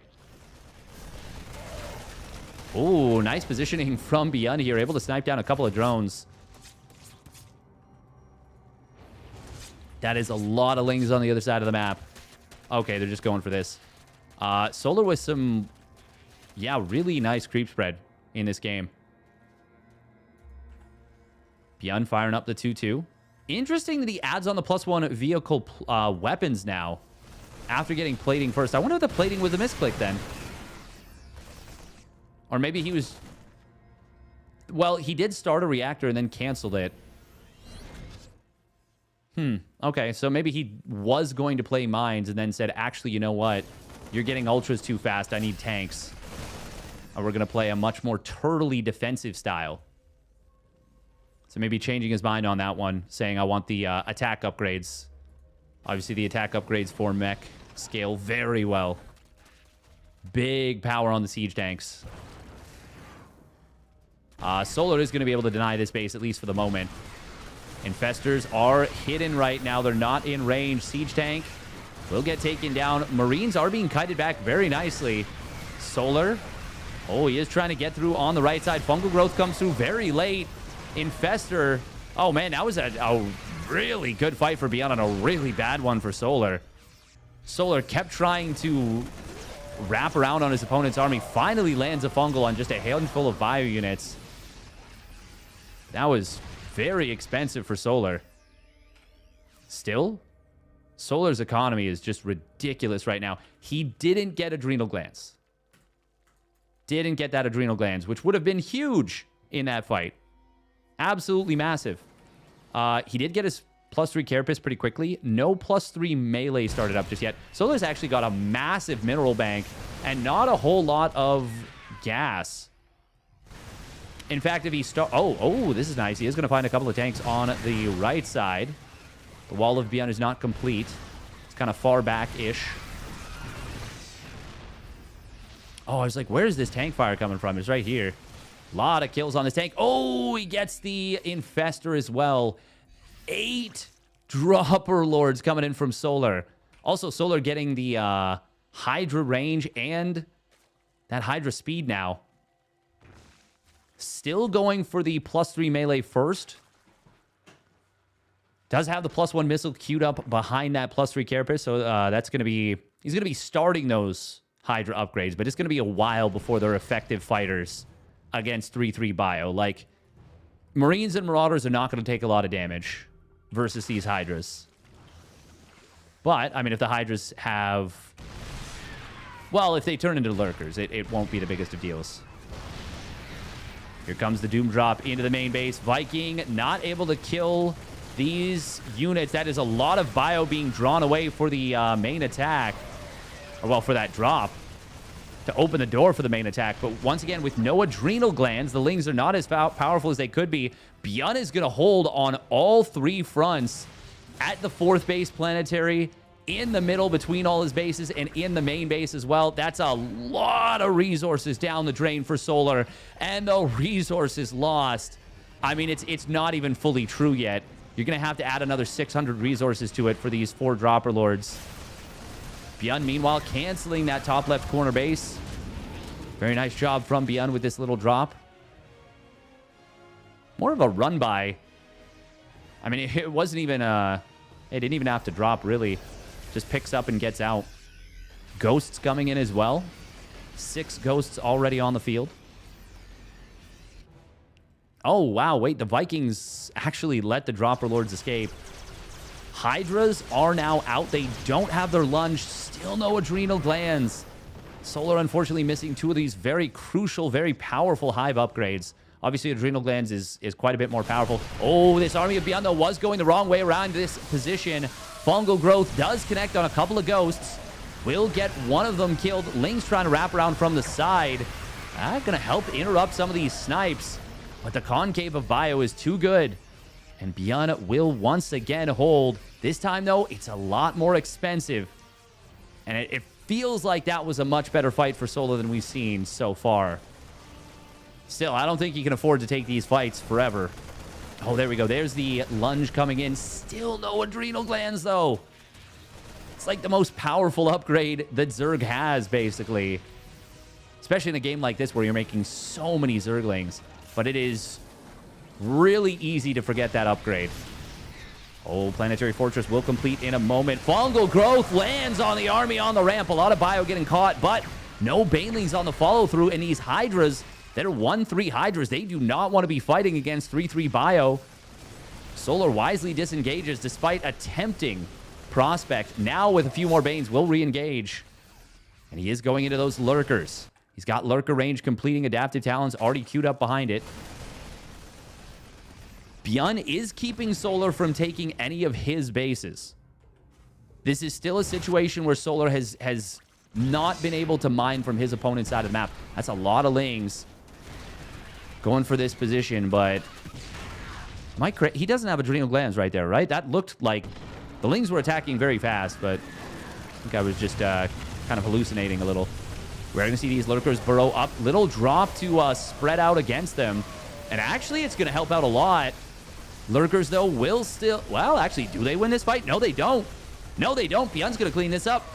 Damn, that was 10 Lurkers. Well done right there by ByuN. That was an excellent defense. Solar is running out of money. He's mining a lot more than ByuN. But you cannot keep this up forever unless you have way more bases than your opponent. And for the moment, he does. But eventually, ByuN's going to be able to take other bases. God, the fact that these fights have been happening without adrenal glands on such a consistent basis is so painful. Not even a single tank goes down. Solar losing so much once again. And ByuN just continuing to hold. Oh my God, if I could will Solar into getting that adrenal glands, I would. Solar once again trying to take the 2 contested bases that he could get. If he gets both of these bases, resources lost, almost be damned, he will probably still win this game. But if ByuN is able to secure a 6th base, I mean, the resources lost, it's at 15,000 difference. We are going to see another attack coming in on the right side. Solar is going to try and crack this planetary. Try and clack this planetary. But unfortunately, he is not going to break through. The repair is good again. And ByuN just continues to hold on his 5-base setup. Solar, though, will finally start to make some progress on this top side, this 12 o'clock base, killing the protective planetary in front of the other planetary. The planetarium. God, 14,500 resources lost difference. Solar going to knock down these rocks. ByuN rotating over with a fair number of ghosts. And now Liberator's being added on. This is a really funny mech setup. +2 vehicle weapons, +1 ship weapons, and +1 vehicle plating. Prioritizing the +2 vehicle plating now. So first he went +1 vehicle plating, then +2 vehicle weapon, or +1 vehicle weapons, then one of these two upgrades, and now getting the +2 vehicle plating again. Just a very interesting order of operations. ByuN starting to build a bit of a bank himself. Solar, no +3 missile. He's added burrow. Oh, man. Still no adrenal, though. Still no adrenal is just so painful. This playstyle doesn't make me feel good. Zerg looks in good position. With Solar now starting to mine from these bases, yeah, it's starting to look a lot better for him. Oh, Hydra lunge, but unfortunately the units were just on attack move and already attacking, so they don't move. And this is actually going to be a crack on this base. ByuN going to start to counter push a little bit, but his bases are very important, and Solar, I think, is going to be okay trading this. ByuN, oh, if he kills 2 bases, though, that's maybe a bit of a different story. But his medevacs are very far forward. You don't want to sack these ghosts. Okay, he will pull them back. Is that going to be enough DPS to kill the base? Yeah, it will. Comfortably, in fact. Even going to save all the bio units, perhaps. Even scanning to kill a little bit of creep on the way out. I like that. Oh, he didn't get the building armor. He just now starts it. More SCVs are falling here. ByuN, his defense was looking ironclad, unbreakable for a very long time. And all of a sudden, it kind of just left this base on the top left a little bit undefended. Oh, Solar. Oh, he land. Nice job right there. EMP is getting landed. Tanks are going to help hold the line a little bit, but they will get taken down. And Solar is starting to really make some progress. ByuN losing a lot of economy, a lot of supply. And Solar still has a big bank. The last few trades have been almost dead even, which is very, very good for a Zerg player in this scenario. Oh, that's a nice little lunge forward. Won't get him any kills on the Ghost, but it gets him a medevac at least. Some resources lost in terms of gas. It's pretty close, which is very good for the Zerg, actually. Well, I mean, when it's this much of a mineral difference, that's obviously a big problem. But the gas is going to be the more valuable resource, generally speaking. Banelings are going to be able to roll forward. Solar has been tech switching very adroitly. Very adeptly? Adeptly. Oh, that's a burrowed infestor. So ByuN doesn't know it's there. There's another one over here as well. Oh, man. Solar doing this the hardest way possible without adrenal glands. Ooh, these tanks a little bit exposed. Infestor does not have the fungal, but it's providing very good vision. Oh, no! He sends it, unfortunately, into the army. Into the scan, and it will get taken down. That's very good for ByuN, though, because that could have been a disastrous infestor later.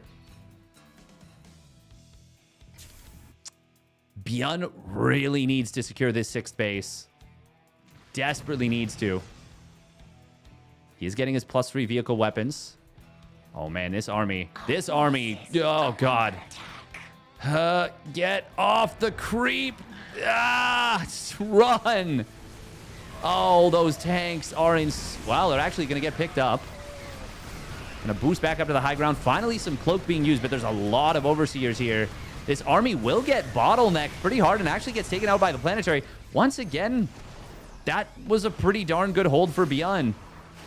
Feels like more than anything, Solar kind of went in a little bit haphazardly. Oh, please not me. Please not me. Ah, sorry, Rocklets. Adroitly said. Thank you. For a second, I thought that said like Roblox. Allo, allo.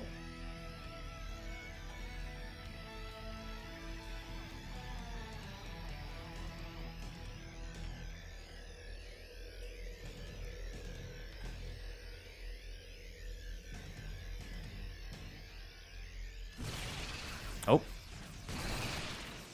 Changeling's getting found here.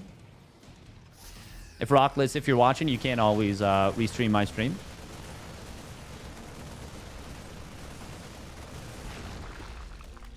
Oh, that's actually an expensive lack of cancel right there. Solar is pretty broke in terms of minerals right now. Ooh, that one Baneling does get an okay-ish connection. There's still a really strong siege line behind us. Meanwhile, ByuN is actually starting to move out. He's up 40 army supply. Oh my god! Over 1,250 units lost. It's going to hit 1,300 in a matter of moments. So many drones falling on the top side. Holy crap, how many Lings have died? Over 1,000! And he still hasn't made adrenal glands. Oh, man. Some people say... Oh, that's a funny EMP. Some people say Solar or Shin moment. Some people say Rainer moment. It's honestly just a Zerg that's not Serral moment. Oh, we do see EMPs on the Overseers? That was a little bit funny, but hang on. Oh my god. Oh my god. He almost won that fight with the Ghosts. And Solar is just going to tap out. So many pew-pews going through there. Jesus, this cost efficiency. Holy crap.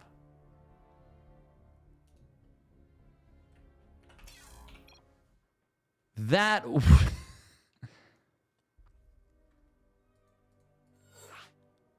Almost 2-to-1 cost efficiency. 36,000 to 64,000 resources lost.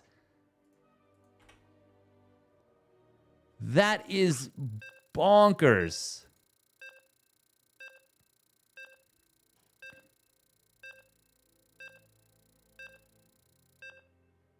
Planetarium. Glad somebody picked up on that. Oh, man. That's a rough game one for Solar there. All right, here we go. Spawning up in the top right for the Shopify Rebellion, it's ByuN in the orange. And his opponent spawning down on the bottom left. For Falcons, it is Solar in the red. Solar, no doubt, asking, why would you do this to me? Oh, talking about PTR? Oh, maybe saying you can't do that on PTR anymore. I'll kill you with Microbial Shroud, bro. Brah. Can we play PTR in Korea? Oh, maybe. Adrenal loss in that game. It was a big factor. It was a big factor.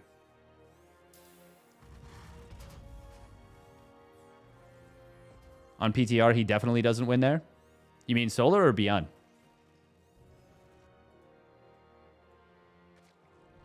You think Microbial bops him?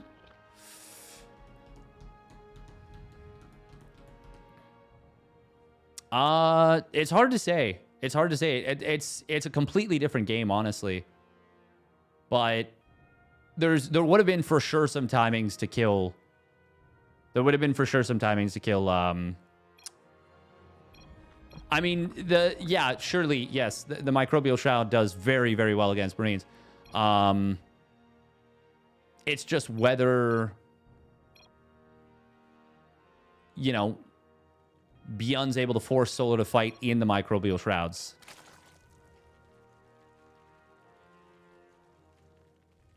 Or sorry, Solar's able to force ByuN to fight in the Microbial Shrouds. I had that backwards. It'll be Infestor Ling meta. I saw it and wasn't too impressed. Better than nothing. 24 Marine shots to kill a Ling in Microbial. Yeah, that's pretty crazy. PF versus Shroud. If they can find a way to do it, I would like, at least I wouldn't mind Microbial Shroud potentially, what am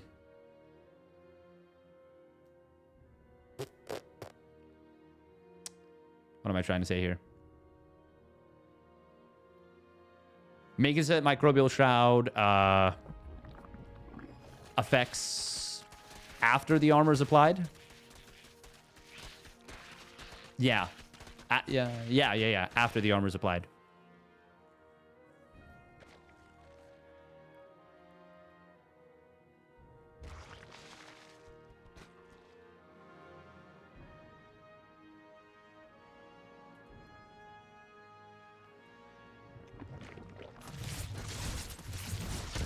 Oh, Grenade does get the kill, but he loses the Reaper. ByuN doing what he's been doing a little bit recently, which is hiding his third CC at the front.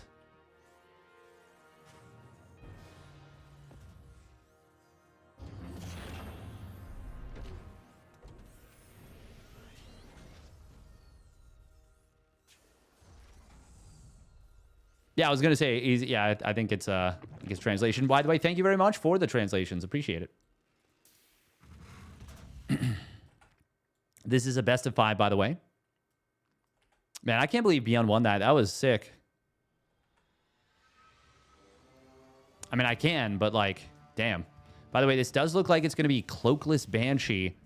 Will it be the single or double Cloakless Banshee? Unfortunately, this tournament is not played on the new patch. It's played on the old patch. But I mean, ZVT is still an entertaining matchup, regardless. And it is going to be an entertaining matchup.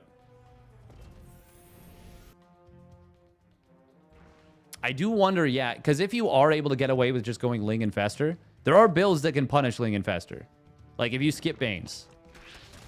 And Microbial Shroud, since it's now an upgrade, probably won't be out in time for many early pushes. But yeah, there's like a Hellbat Marine push that you can do very early that punishes Ling Bane super hard. Or sorry, skipping Banes. It punishes skipping Banes super hard. 1-1 starting up for Solar. He goes very quick. Double upgrades here. ByuN with a nice couple of snipes on Creep Tumors. But yeah, it's basically just, yeah, you just do like a Hellbat push with your first stim combat shields, 1-1 timing.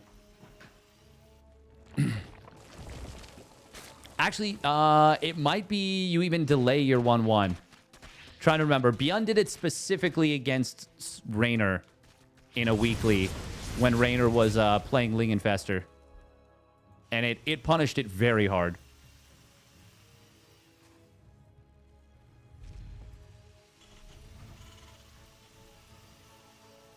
On the current... I honestly don't think Baneling... I think Banelings are too weak on the current patch. But there are many players that are able to play without them. By the way, it was double Cloakless Banshee.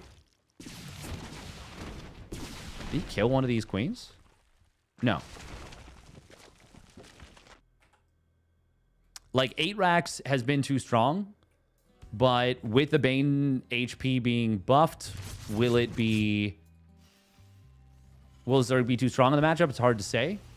I personally, with how bad of a state TVP and ZVP are currently in, I am very much welcome to the idea of messing with the balance for TVZ for a little bit and figuring it out. And I think it can be figured out. I think the better...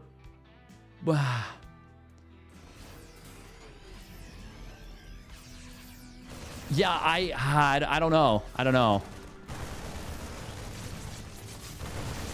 I am happy Cure's doing very well. Oh, good wraparound. Lings do have their 1-1 done. Hellbat's not really able to tank super well. And that's a very good fight for Solar. That was just before ByuN's 1-1 completed. And Solar actually takes a cost-efficient fight. Ahead in the cost efficiency.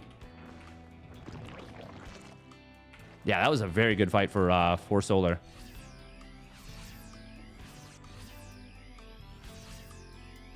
Yeah, I mean, 8 racks... The fact that 8 racks is an all-in and it's able to work even if you know it's coming is... That's not how StarCraft is supposed to work. Obviously, Terran needs to be able to compete in the late game for sure. But... Yeah, it's same as like the ranged liberator thing. Like, I don't think that's how StarCraft is supposed to work. We are going to see a big wraparound once again on this army siege tank. Does get taken down, but this is a much better fight for ByuN than the first one was. That was a lot more expensive for Solar to clean that up. ByuN, 4th CC on the way. He's going to be going for the Drilling Claws this game.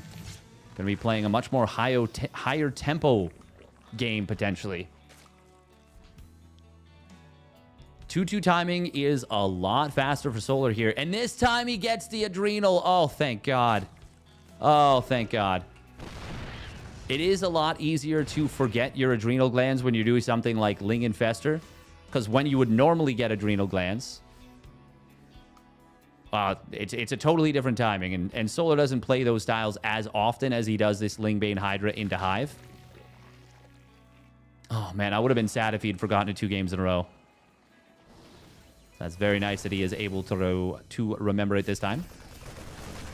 Immediately firing up the +1 missile. Will he go straight into +3 Carapace? It's obviously an expensive upgrade, 300. Okay, not going to start it up just yet. But I think now that he's maxed out... Oh, he gets the Lurker Den first. Widowmines will burrow up here. We're going to see a pretty decent cleanup here for Solar. And ByuN does not have enough room in the medevacs. Also, a couple of ByuN units rallying in. That's a good cleanup for Solar. And he's going to start to push across the map here.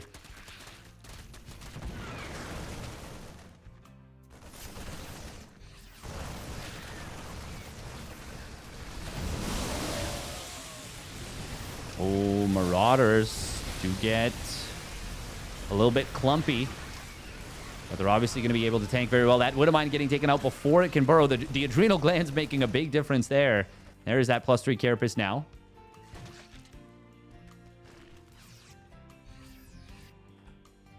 Vipers do have a decent bit of energy. One fully juiced, one about to be at 150 or double abduct territory.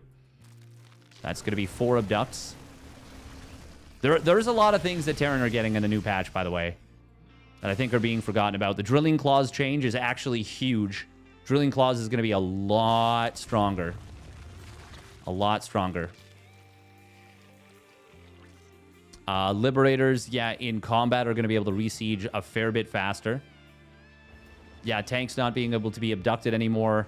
There's a lot of things that Terran has to be excited about in this patch.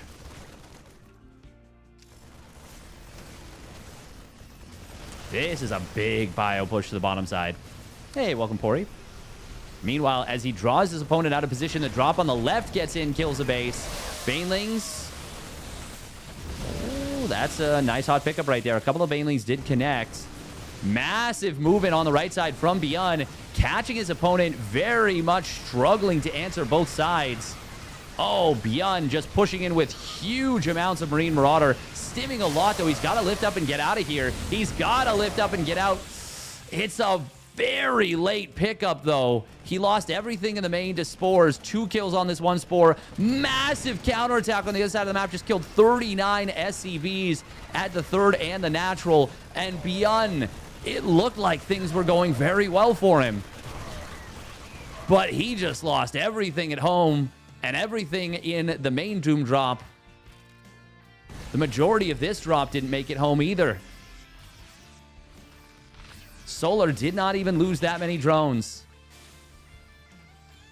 And the resources lost now favoring Solar in this game. And he is going to complete his adaptive talons. He's already got their lurker range. +3 Carapace completing as well. Solar not missing a beat this time. Lurkers are going to siege up. There's no answer to them. Not even a handful of Marauders. It's one Marauder right now. And yeah, this is game over. We are going to be evened up at 1 apiece. Even some Vipers here for Blinding Clouds if the units dare to move through and try and break this. Hydras might even kill his command center after the planetary had already died. ByuN, I think he knows that this one's all but over. Oh, he's even going to lose that command center that was landed. This one SCV gets a little lucky on the way out. Oh my god. What? Watching SCVs just normally mine and escape out of this is very funny. Solar not going to give ByuN the satisfaction after that previous game of letting him break this lurker contain. He says, no, I'm not going to let you kill my units. Like, no.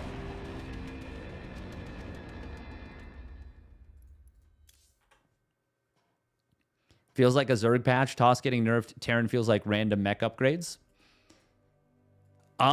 It's relative to the last many patches that there have been. It is a far better patch than Zerg has gotten in a very long time. MaxPax versus Creator on map 4 when it started 10 minutes after this series. Yeah, that actually doesn't surprise me, given the start.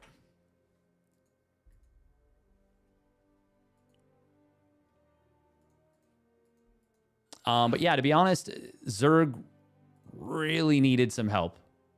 Like, really needed some help. Terran needed a lot of help in TVP, and I think that they're mostly getting it. It's gonna. I'm interested to see. I don't know. The Purification Nova change is pretty crazy. It's a big buff. And Storm still feels like it will be effective against Bio, so I'm actually not sure. Protoss might be doing just fine in TVP.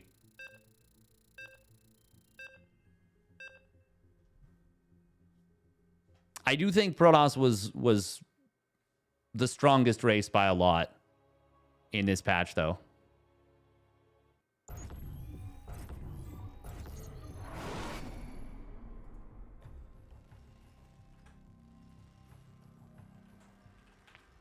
I am interested to see how this is going to work out, though. I want the changes tested before we actually, fly off the handle and freak out about it. All right, here we go. Spawning down in the bottom right. It's been a while since we've seen something like this, but...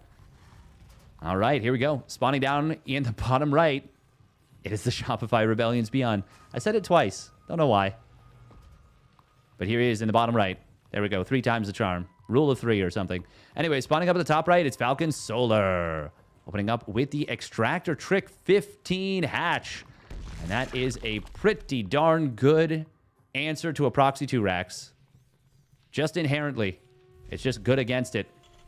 And with no third SCV coming, on paper, this is very good for Solar. Only thing, and it's a big only thing, is that you don't have a second Overlord at the natural as quickly as you might otherwise. Still, it is going to beeline there. Yeah, it's going to be in time to spot any bunker.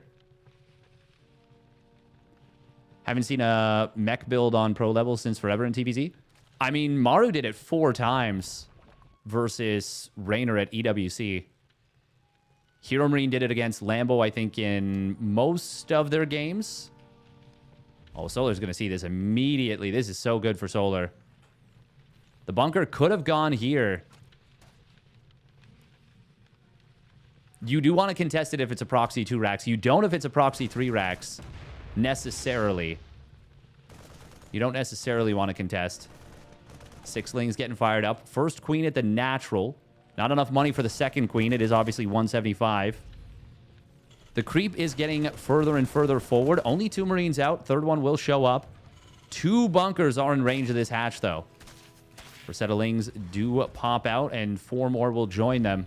Oh, the sick full wall just before the creep gets in here. But SCV on the wrong side of the tracks gets taken out. This bunk. Oh my God, RNGesus, what is happening? Oh, he finally goes to the run side, canceling the bunker. That's a mistake for sure.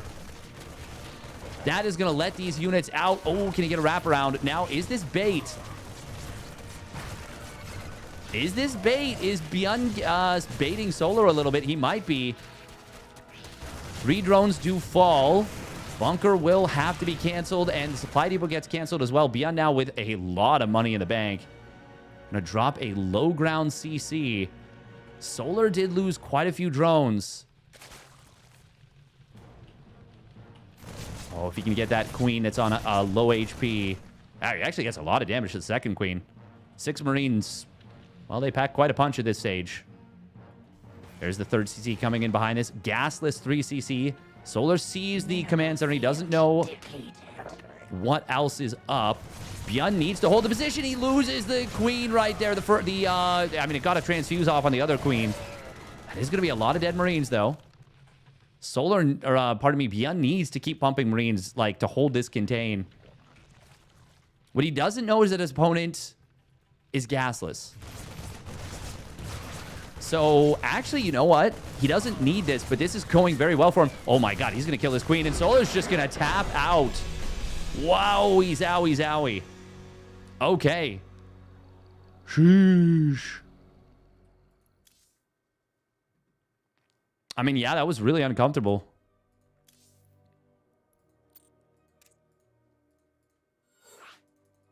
Solar maybe feeling like he just can't play from behind there. I mean, obviously, even though ByuN didn't know he was gasless, Solar knew that Solar was gasless. He also knew that his opponent had the setup. You lost count of how many days you've been asking me to play Witcher?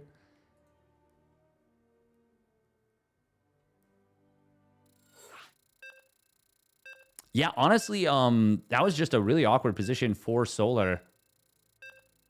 The continuous pressure. I mean, it makes it really, really difficult to deal with. 100% dead there? Probably. Think he thought ByuN would go home?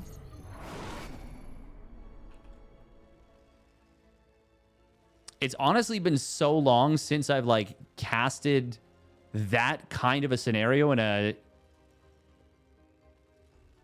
ZBT that it kind of, like, threw me off. All right, here we go. Spawning down on the bottom left for the Shopify Rebellion. It's ByuN in the orange. For some reason, he's rocking the orange today. Don't know why. And his opponent spawning up at the top left for the Falcons. It is Solar in the rouge, as opposed to Rogue. The constant pressure, like life on my sanity. Hey, that's very kind of you, firefighting freak. Welcome, welcome. By the way, if you guys are enjoying the stream, make sure to subscribe. It is still September, which means that subscriptions are discounted. Even if you're already a tier 1 sub or a tier 2 sub or a tier 3 sub, you can sub for like 6 months and you get a big discount on it. I see a bunch of people have been doing that, and I do appreciate it. Yeah, exactly. Exactly is Kevin home. Sub for 6 months, got a huge discount. Yeah. Or if you got a free Twitch Prime, or if you just are Mr. Moneybags, you want to gift subs. All of these are options, and all of these are great things. They help the stream, obviously, a ton. And I appreciate it if you're able to do so, and if you want to support. And if you hate the stream, well, you know what would make me just so angry? If you just subscribed as a hateful thing. It would make me so upset, and whatever emotion you're trying to make me feel about it, that's how I would feel about it. Your goal would be achieved of ruining the stream, if that's what your goal is. Yeah. He said not at all suspiciously. In a very believable manner. It's going to be a 2-Rax Reaper. Persephone. Persephone. Scouts it immediately, of course. By the way, Greenert, if you're here, I didn't check, but your Reaper was getting across the map super fast. Were you doing like a 15 racks? He's probably not even here. I'm asking the Void. Might as well be day 100. You know, I was thinking about playing Witcher 3 potentially. Drone hiding so far away, by the way. He is like, you are not finding me. I am the hide-and-seek champion. Don't entice me. Oh, the creep tumor snipe. So sick. I can't lie. It does hurt me a little bit inside every time that happens, but it's still a sick play. A very nice play.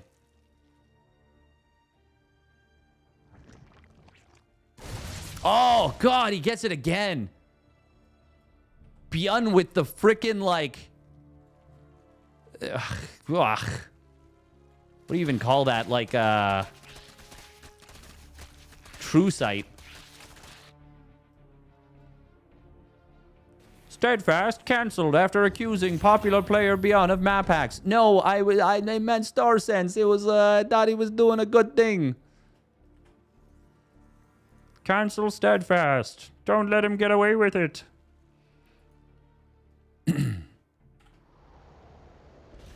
Anyways. Solar just now resaturating his gas. This is not on PTR. The Creep Tumor Sniper. I petitioned to have this one on PTR, but yeah, no, it's not on the PTR, unfortunately. It's all good. It's all good. There will be more and more tournaments that are on PTR. Ooh, it was a single Hellion. No, sorry, 2 Hellions. 2 Hellions after off of an unreactored factory. And now it's going to be a Liberator. Oh, does he get the kill on here before it sees the add-on? Yes! That was enough Marines to snipe that down before he could see that a reactor was being made. Not done either.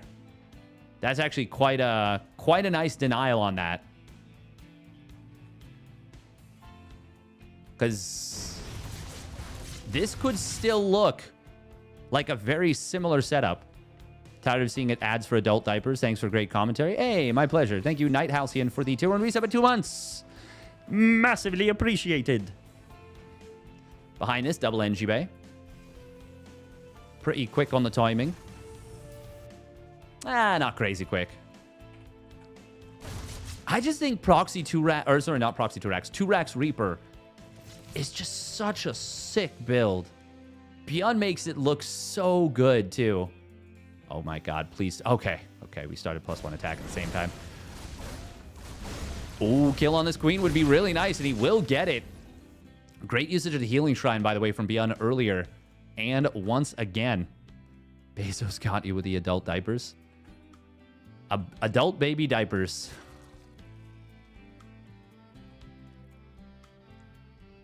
I say that like anyone in the chat won't understand what I'm talking about. But there was like a live D&D recording, and it was the people from Dropout TV. And it was really funny. And it was like a one-shot, and one of the people was like, you are wearing this person's like body armor or something. It was like a mystical or a magical item that they had, and they got it off of looting some enemies. And they wore it like, it was like a vest, but they wore it like pants. And they were like, yeah, it looks like an adult baby diaper. And they were like, what? Adult baby diaper, what does that mean? So every so often I remember adult baby diaper, and it just makes me crack up. Baneling target fire. Oh, let's go ByuN. Gets a couple Banes.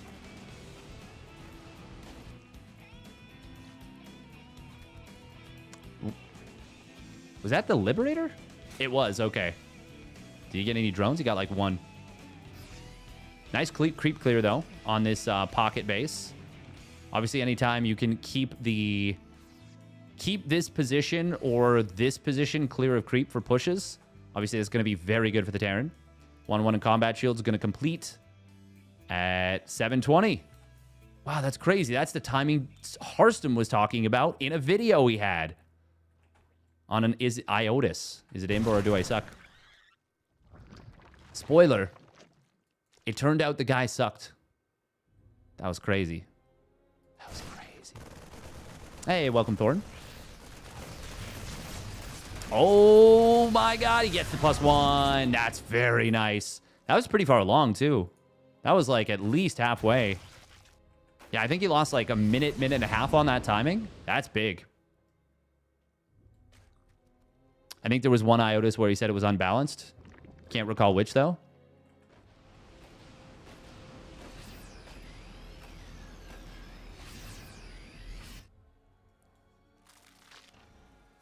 ByuN getting into the 4th CC, 2nd Factory, the Drilling Claws, and that armor. So he is going to be playing, once again, a high-tempo style. Is actually the one game he's lost this series. Trying to play this. But he did stop building mines when he was playing that. We do see the Hydralisk Den as well as Viper starts up. No rebuild on the... Oh, no, he did rebuild the 2nd Evo. He just has not yet started an upgrade. Only a single tank behind this. This army is actually kind of trapped. If ByuN had gone for the fight, if Solar had gone for the fight, I feel like he could have gotten a good connection. He gets it now. Not bad at all for Solar there. 2nd tank is... Yeah, it's way too far back. It's actually, I think, on the Healing Shrine. Does that count as in the Healing Shrine? I'm very curious. Always found the air blockers on this very funny as well. Oh, here comes a wraparound, but this is going to be a little awkward. A lot of Marines showing up. Banelings do get some connections on the front line, Marines. Oh, the Banelings are chasing. That siege tank is... I don't know if it was being healed, but it took a while to die. Ultimately, that does get cleaned up. Solar still has an army supply advantage coming out of this. ByuN, though, is continuing to keep the pressure up. Parasitic Bomb, that feels like, or probably feels to ByuN, like it's an early Parasitic Bomb. Oh, a couple of units going down and getting trapped against this little pillar. Good split away on that one medevac. This, if it had been dragged closer to this one, would have been a fully loaded medevac going down, so good job. ByuN's always been good against this kind of thing, though. Oh my god, we're starting +1 melee at a similar timing to the start of +3 Carapace. That is something you don't see every day. It's going to be +2 armor versus 0 attack upgraded, but Adrenal Glands Lings. Those Lings are going to be tearing, just absolutely ripping at these Kevlar vests. Like a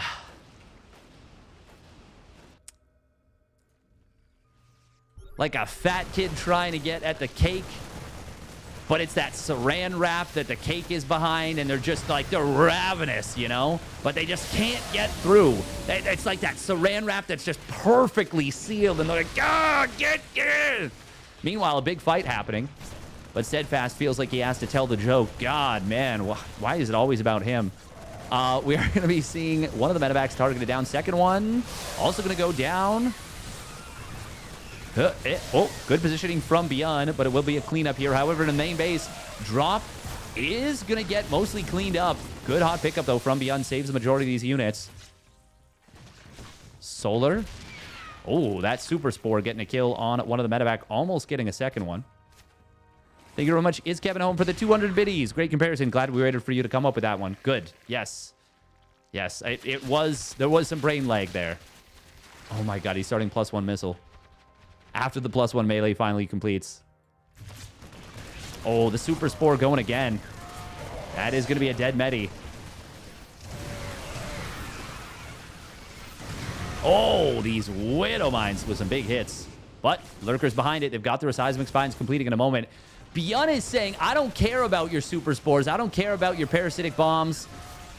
Oh, it's a Blinding Cloud. That's actually a cute little Blinding Cloud. A double Blinding Cloud, but it won't protect the Lurker Den. Lurker Den goes down. Misses out on that Adapted Talons. Oh, this medevac. Oh, it's blown out of the sky with a full payload. There's that. Oh, he actually... Yeah, he canceled +1 melee, or +1 missile to start up that +2 melee.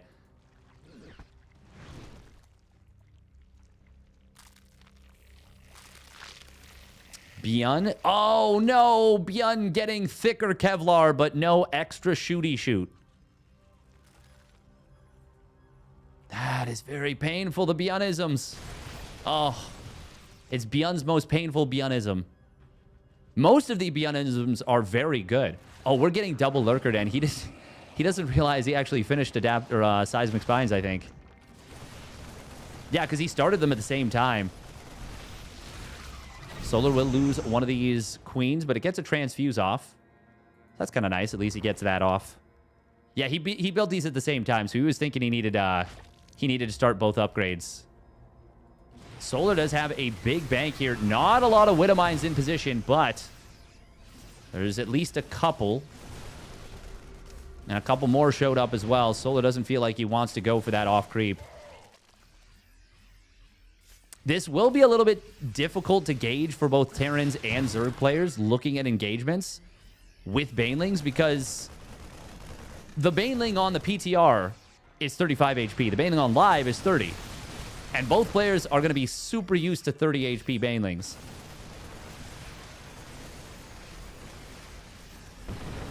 Parasitic Bomb coming in on top of these Liberators. Not going to be able to kill, but will put in some damage. Oh, Nidus Worm in the main base with the Lurkers. And there is not a whole lot to deal with this. Meanwhile, big fight on the bottom side. That is an amazing jump for Solar. Using the Lurker distraction to engage. And he gets a pretty darn good cleanup on a lot of ByuN stuff. ByuN will be able to get out with the majority of the bio. But he was held in place while this Lurker burrow play. Actually, he almost kills the main command center. Will get lifted just before it goes down. Solar, can he kill this base? Actually, he doesn't have the units really to do it just yet.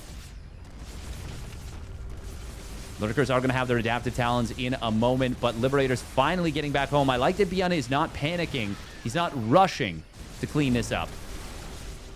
The Liberators will eventually take care of business.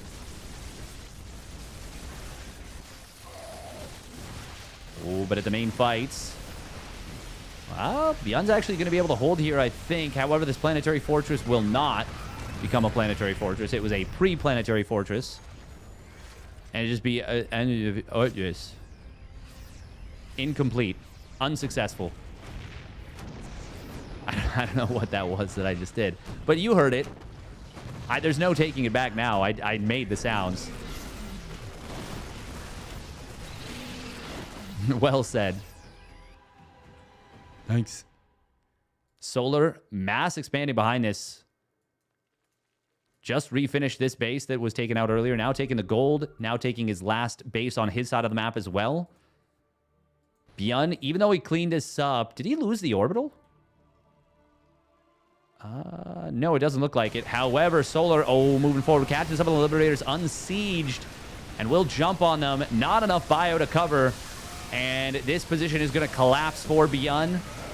Solar will be able to continue to push forward, but the flanking bio units, I was like, where is ByuN's supply? Surprise, motherfucker. It's behind you. That's actually going to be a pretty good jump from ByuN. Hold the phone. I thought Solar was about to close this game out potentially, or at the very least take a decisive advantage. But, this is going pretty well. 2-3 Lings with Adrenal versus this 3-3 bio. The 3-3 bio winning out there.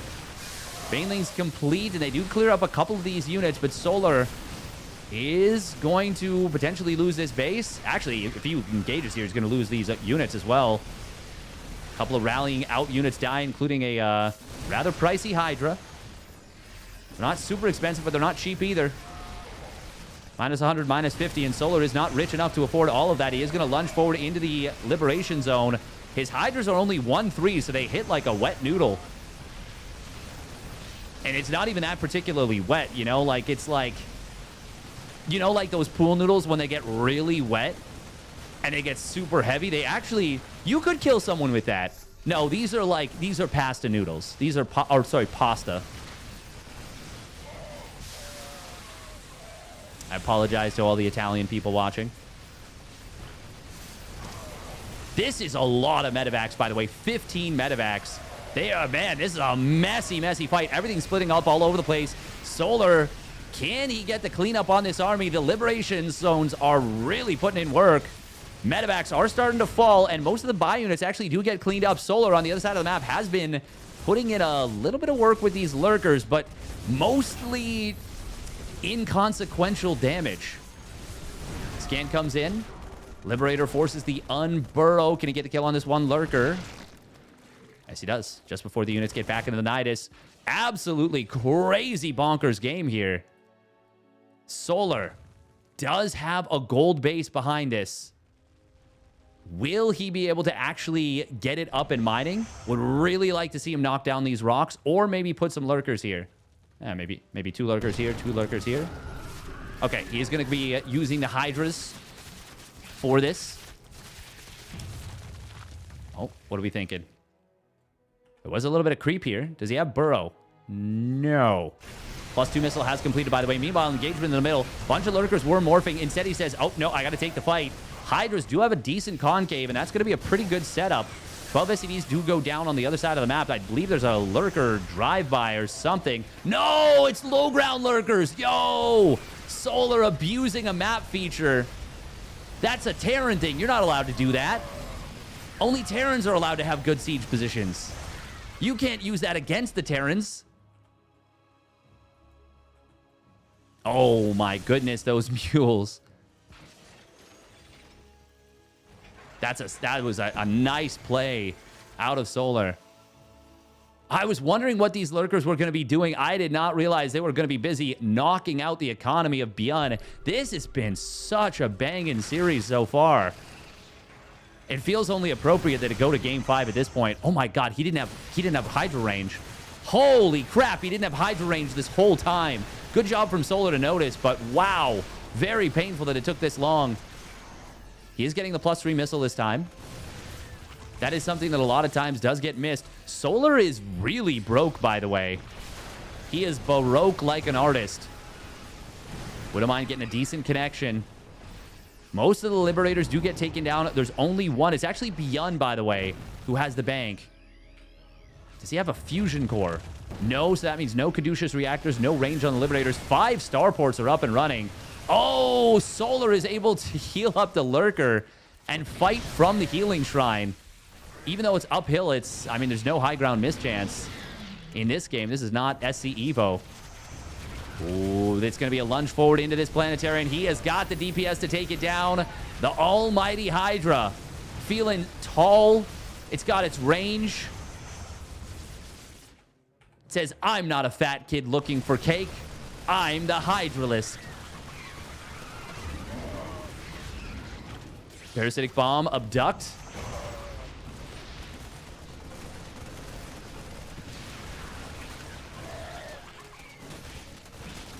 Even got his +3 missile now. It's thriving. 18 drones do go down on the counterattack. This is still up in the air. This could still go in the favor of ByuN. Especially if he can resecure this base, get this base on the bottom right up and running, but he is not able to do so just yet. The gold base for Solar is putting in work. He's mining a lot, and that will be enough. Hydras on the right are going to make it out. Make it through. Get on top of the army. What was the resources lost? We got to take a look at that. Damn. Just shy of 90,000. 10 resources shy of 90,000 dead even. 100,000 resources lost in game 1. 90,000 resources lost in game 4. Damn. I said, damn. Oh, we got a... Wow, we were really close to getting ads.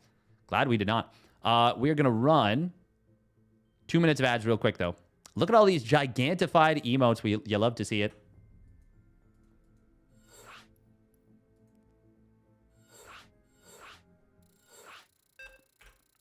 Who won on the other side? I'm going to guess MaxPax, but I'm not 100% sure.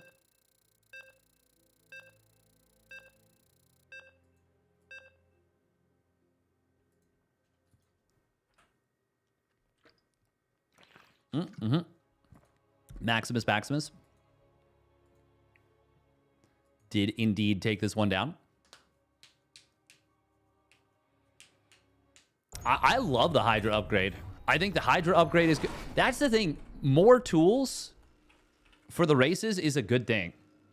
More tools and more cool opportunities for cool plays. Hey, good night, Benedict. Sorry you can't stick around for the final game of the series. I mean, it's a good series, but if you gotta go to bed, you gotta go to bed. Gotta take care of yourself. Take care of yourself. All right, here we go. Spawning down on the bottom right. It is the Shopify Rebellion's ByuN in the orange. And his opponent spawning up at the top left. It is Team Falcon Solar in the blue. Oh, man. Yeah, that was... This has been a fantastic series. Fantastic series so far. Glad we waited for you to come up with that one. Yeah.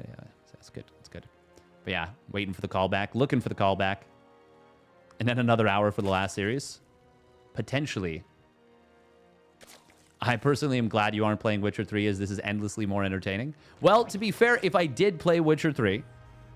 I would not do it during a StarCraft 2 tournament. I would not do it during a StarCraft 2 tournament. I would do it supplementally.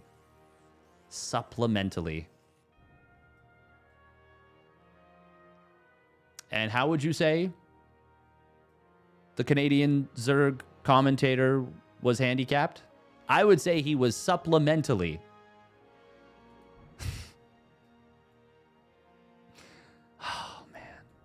What is wrong with me? Anyways, yeah, this is the 50th PiGosaur. Very cool. Very cool.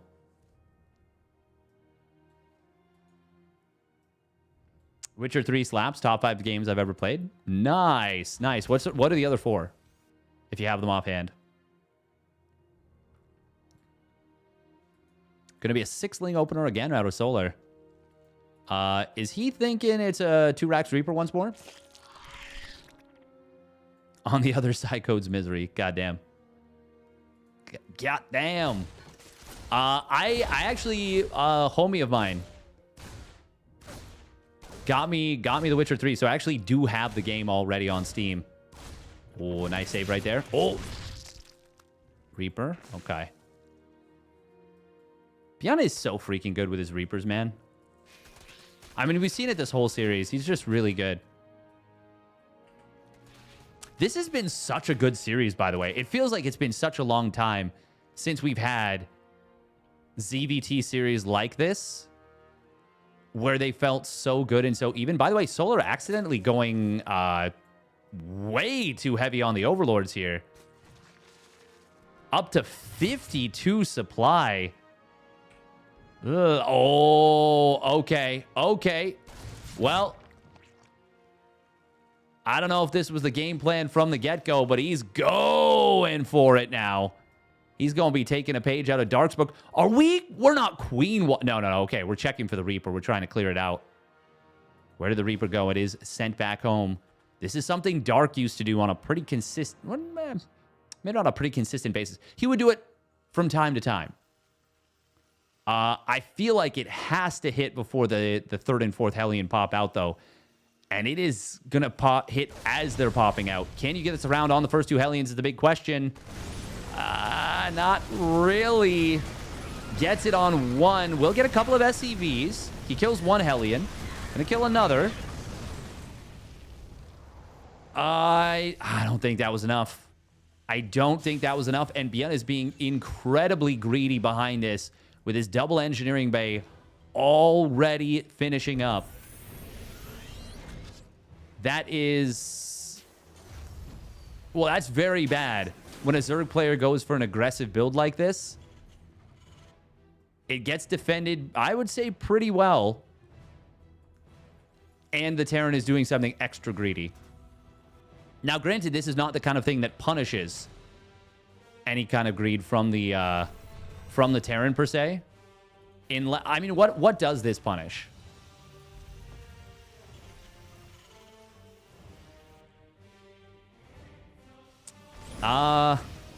It punishes the first 2 Hellions if they're moving out, and then the 3rd and 4th if they start to move out and you're not paying attention.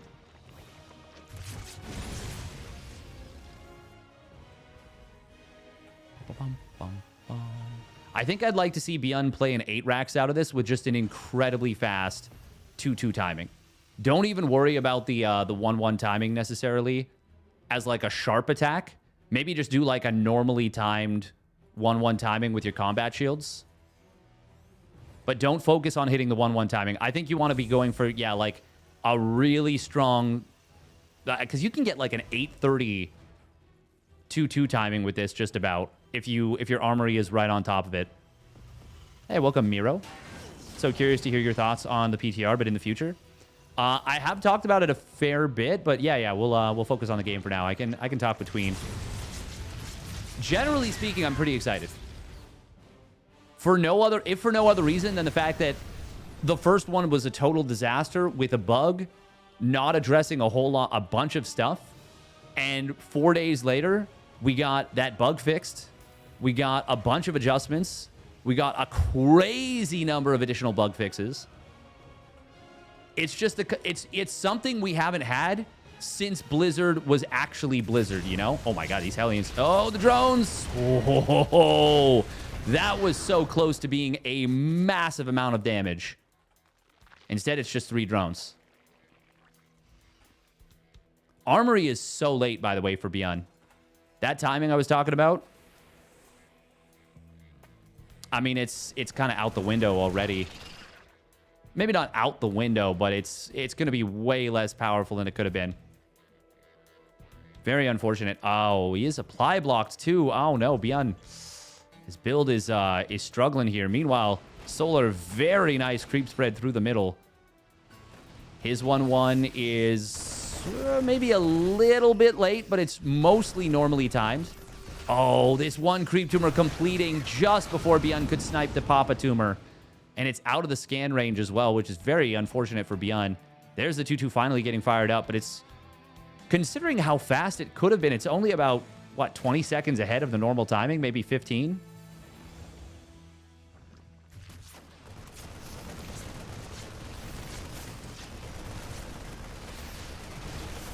This is one of those situations where maybe ByuN is trying to do too much. Oh, that medevac very low on HP, but it will get away. He also kills the Spore Crawler, which is quite nice. This one creep tumor in the middle. This would not have been spotted, this attack. Not yet. But the scan is actually far enough. Oh, no, he didn't kill this active tumor. ByuN. Oh, Widow Mines. One of them is killed before it fires, but the second one gets a big connection. Solar is going to be able to respread creep. Meanwhile, the drop coming in on the top side once again. Unfortunately for ByuN, he's not able to drop right in this choke, so Solar gets enough units through. ByuN still has a 2-2 timing. It's still going to be strong. It just, like, 2-2 could be done, like, now. To be fair, this is game 5 of an incredibly exhausting series for both players. And, you know, missteps have been happening here, there, and everywhere. As will be the case when both players are playing insanely fast. And they both know that they need to play insanely fast to beat the other. They know this is a battle of speed, mechanics, and raw skill. Unfortunately for ByuN, he is supply blocked once again. He will drop the Depot Top Hat. Any Depot Top Hatters in the chat? If you've got a cheeky subscribe, you got access to that sweet Depot Top Hat emote. Frickin' sweet. There it is. CJ's got it.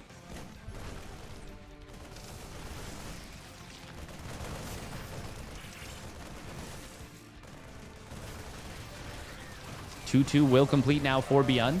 It's still faster. Well, it's still reasonably fast. Yeah, that is quite a few Banelings going down on an awkward bit of movement. Nice job right there from Solar. Oh.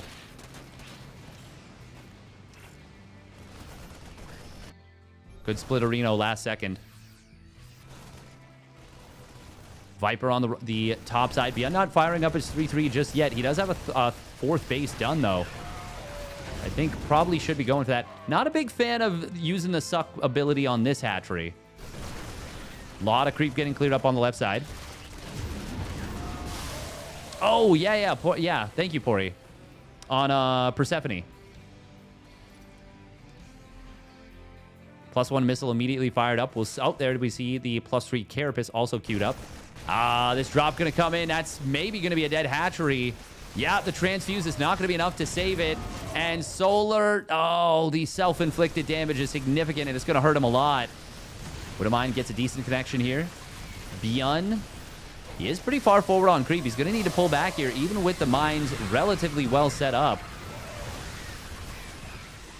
More mines here behind it. That's a big mine drag, but still big hits on the actual army of Solar. However, that was a pretty good fight. The mine drags made that a good fight for Solar. ByuN, though, gonna cancel this 6th base after killing it once again. Even gonna find a couple more drones here. Oh, the target fire. Oh, ByuN's target fire is so freaking good. It's so freaking good at the micro. I like to watch the ByuN micro. It's very good. Lurkers, though. Do we have any Nidus Worm? No. That has been Solar's key to victory in multiple games. Multiple games? Definitely in game number... Oh, Medevac goes down on an awkward rally. I'm always curious if the larva will wander itself to death. Adrenal glands has been completed. Meanwhile, big fight on the bottom side. Oh, Widowmines. No. Oh, is ByuN retargeting? I'm not sure. Lurkers, though, on the high ground. ByuN will be able to get one of them. However, he is going to have to disengage. That was a pretty expensive fight for ByuN. Solar is actually trading very efficiently. Only 200 resources behind the Terran. And that is amazing. Yay, welcome, Lawless. This is the standard game. Oh, no, the Viper. Oh, Viper. Ugh. Solar sometimes makes those little snafus, those little missteps. ByuN, by the way, going basically pure Marine Marauder Medevac mine. Finally adding in some Liberators here. He is getting close to his 3-3. Solar about to complete his +3 carapace as well and has that +2 missile queued up behind it. Just now fired up his +3 melee.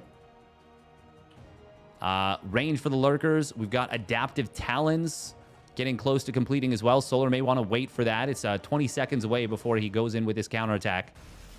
ByuN has been... Man, the fight over creep on this right side around this watchtower has been nothing short of vicious. But Solar has been slowly winning it. Here come the Lurkers. Here comes the counterattack with the Lings. ByuN will try and take the fight against the Hydras. Solar disengaging with the lunge. But that base taking a lot of damage. A lot of SCVs going down. Drop on the top side. Is going to maybe find a little bit of value. Nice repair just in time to save this. Can he save the factory as well? Widowmine did not burrow up. Obviously, so much chaos. Attack getting cleaned up on the other side. Oh, and a nice little flank on the Lurkers. Going to be able to find the kill on all of them. Great stuff. Factory does burn down in the chaos. Banger of a game here. Only fitting for how good this series has been so far. More and more SCVs going down. Solar gets out. The Terran player down to 66 workers, which is still a very serviceable count, but a lot of bases not mining at this point. +3 melee getting close to completing. Viper, has he lost one of them? Oh, no. Oh, okay. Only 2 Banelings into this. A lot of players forget, by the way, that... oh, Viper, he's going to be able to yoink that in. That's nice. A lot of players forget you can drop the rocks on the rocks, and it will damage the rocks. And it will also mean that your opponent can't drop the rocks on your army after you've killed the rocks. I know it's a cooling tower. I'm calling it rocks. Just because I think that rocks. I'm so cringe. We are going to see a big attack coming in from Solar once again. He gets a couple SCVs, but it is a rather expensive fight. Rocks on rocks on rocks. Solar is taking more and more of the map, by the way. He's respread creep on the left side after ByuN has been denying it so tenaciously. +3 melee now completing. So these Lings do have the edge with that Adrenal Glands. Viper gonna drop the Parasitic Bomb on those. Yeah, he will. On these Liberators. Could have gone for a double abduct. No Ghosts coming in from ByuN in this game. I don't think he's been able to secure his economy well enough to go into a Ghost transition. But Solar is winning this game slowly but surely. yoinking in these Vipers. He's going to be able to take down this base. That's going to knock ByuN back to 4 bases. Lot of Hydraling Bane. Banes are a little bit caught behind the Hydras, but there's enough Hydras, actually, to win the fight initially. Doesn't even need the Banes. Solar's got him. There is a counterattack on the other side of the map that will knock out one of Solar's bases, but ByuN, I don't think he can deal with this big old Hydra ball any longer. Widow Mines do get taken out. One of them hits an Overseer. That's not an ideal target. And GG will get called. ByuN tapping out, and Solar getting it done. What a slugfest that one was. Absolute slugfest. Damn. TVZ. Sometimes you're like, yes, I want to watch a tactical game. I would like to see a Terran versus Terran. I would like to see the hoitiest of tactical games. But other times, you just want to watch two people beat the crap out of each other. Like we just saw there. Awesome game. Awesome game, awesome series. TVZ always feels like the best matchup. When it's like that, 100%. 100%. Absolutely.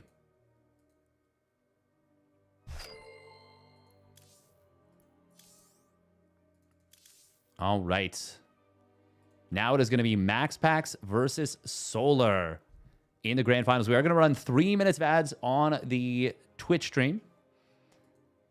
By the way, if you're enjoying, make sure to follow. And if you're on YouTube, make sure to subscribe. Yes, subscribe and like the video. Would be a big help for me if you like the video. On YouTube, yeah. Who'll win this best of 5 PVZ Grand Finals?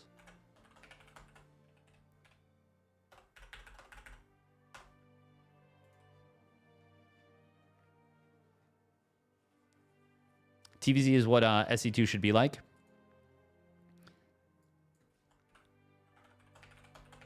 I mean,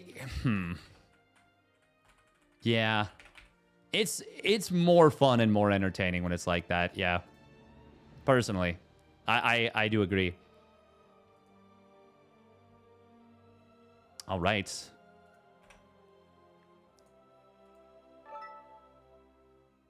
Supplementarily. Scout Dogs OP. Oops, that's Stormgate. Oops. Oopsie. Oops, all Stormgate.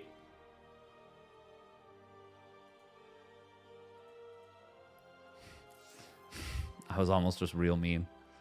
Had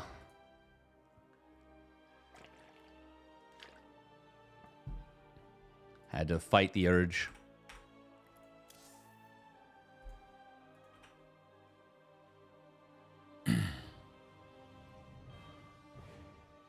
I mean, I don't know if that you need the cap on that one, Sinizda.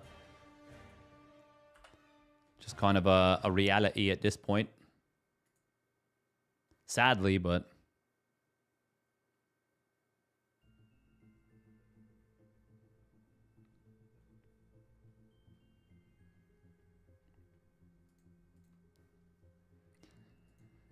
I wouldn't be surprised if the Disruptor change gets reverted or undone, or at least scaled back.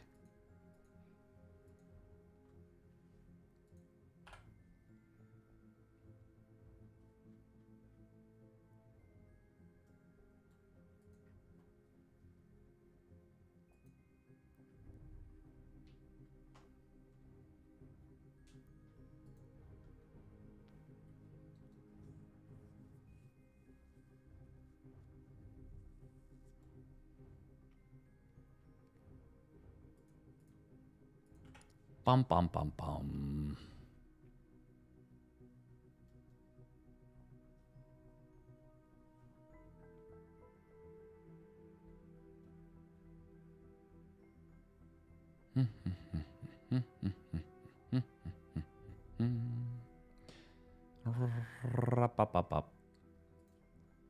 All right, we're going to get into the grand finals soon. Soon, I'm sure. If you were to put a unit from Battle Ace or Stormgate into SC2, which one would you pick? Oh,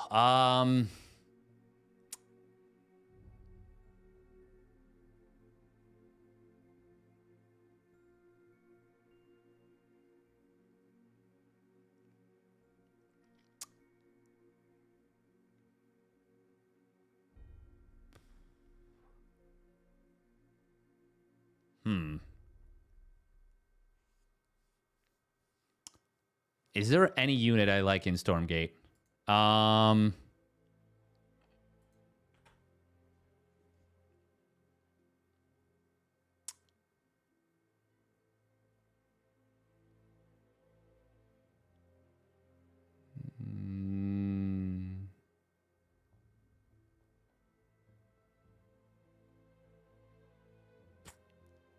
The only one I might think of would be the Brute.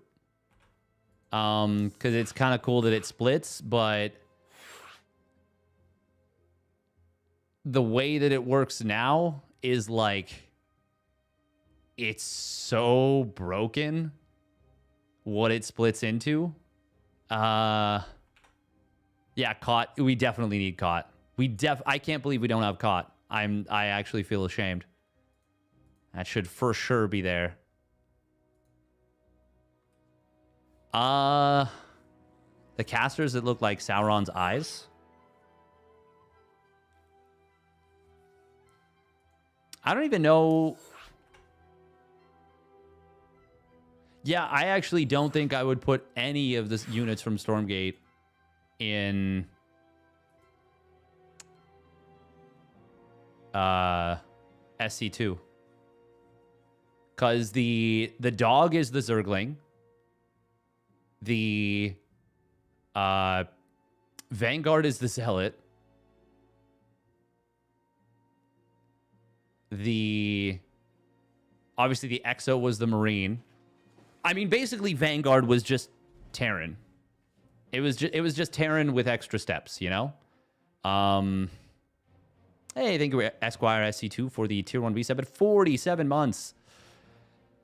I did enjoy some of the times, some of the games that I played in Stormgate. I actually enjoyed. I actually enjoyed some of those games.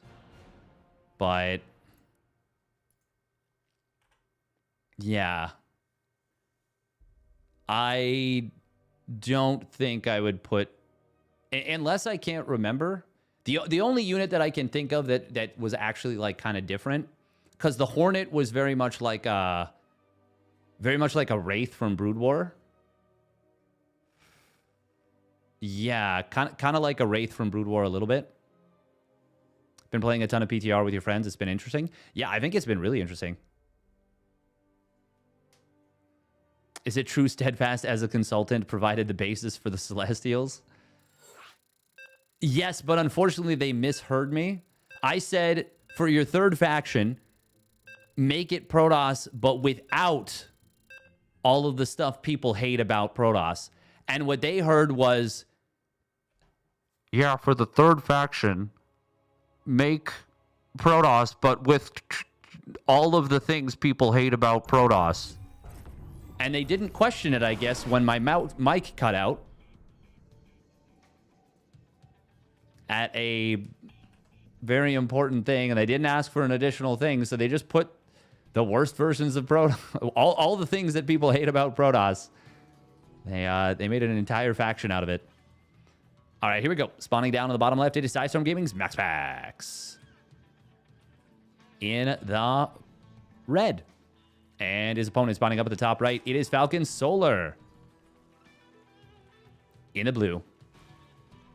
I mean, Thermal's talked about it in his videos, and as far as I'm concerned, he nails it perfectly. I think Celestials is the worst designed race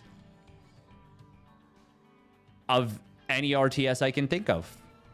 Yeah, I don't think there's a race that is worse designed than Celestials is in Stormgate. It just Yeah.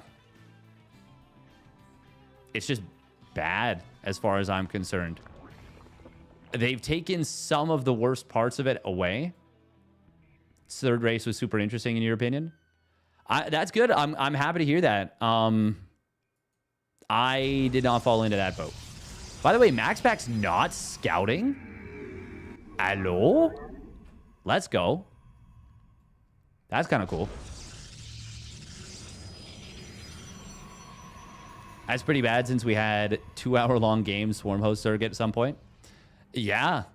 It's pretty telling, isn't it? For me, the first game I played against Dolan was one of the last games of Stormgate I ever played.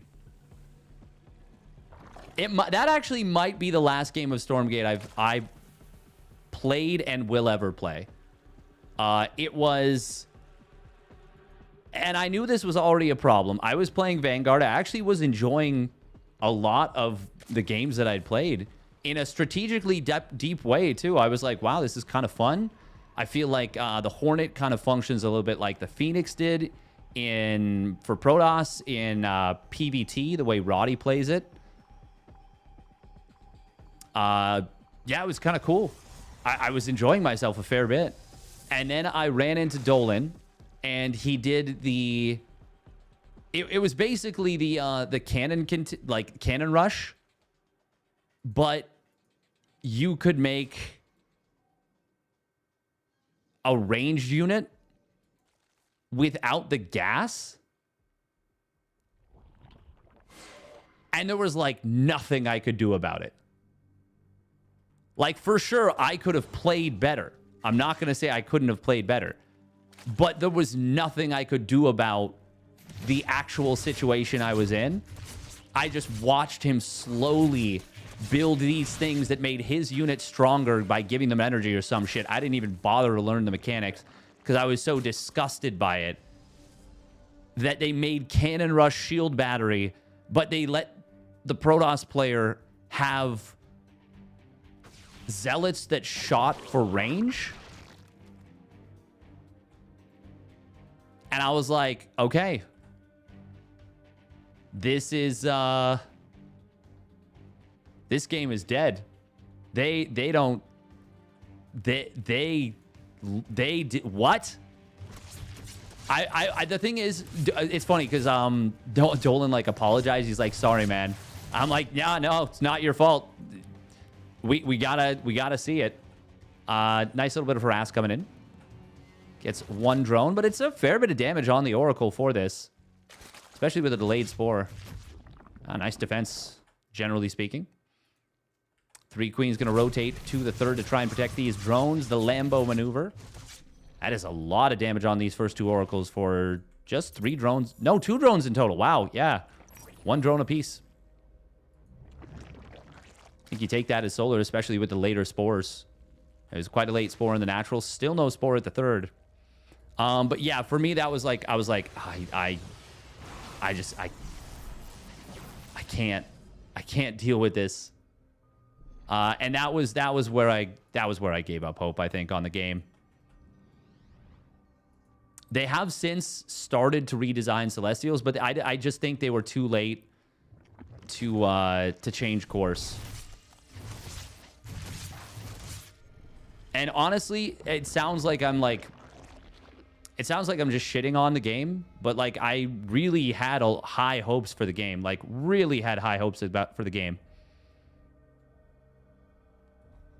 What about the time when Protoss players would build pylons on your side of the map and then overcharge them?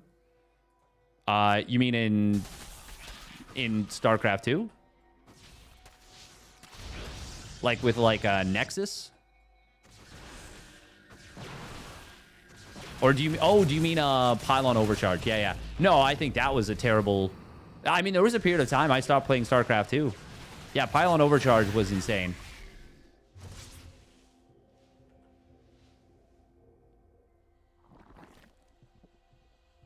Yeah, no, there was a period of time that it was actually during the Swarm Host versus Mech era that I stopped playing StarCraft 2 for like a year.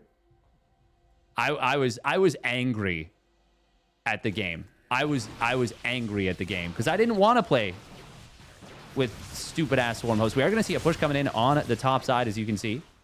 Little link counterattack on the other side. +1 melee is going to complete. There's no +1 attack for these Zealots. Oh, that's a decent... Well, yeah, it's like 6 lings. Decent little stasis trap.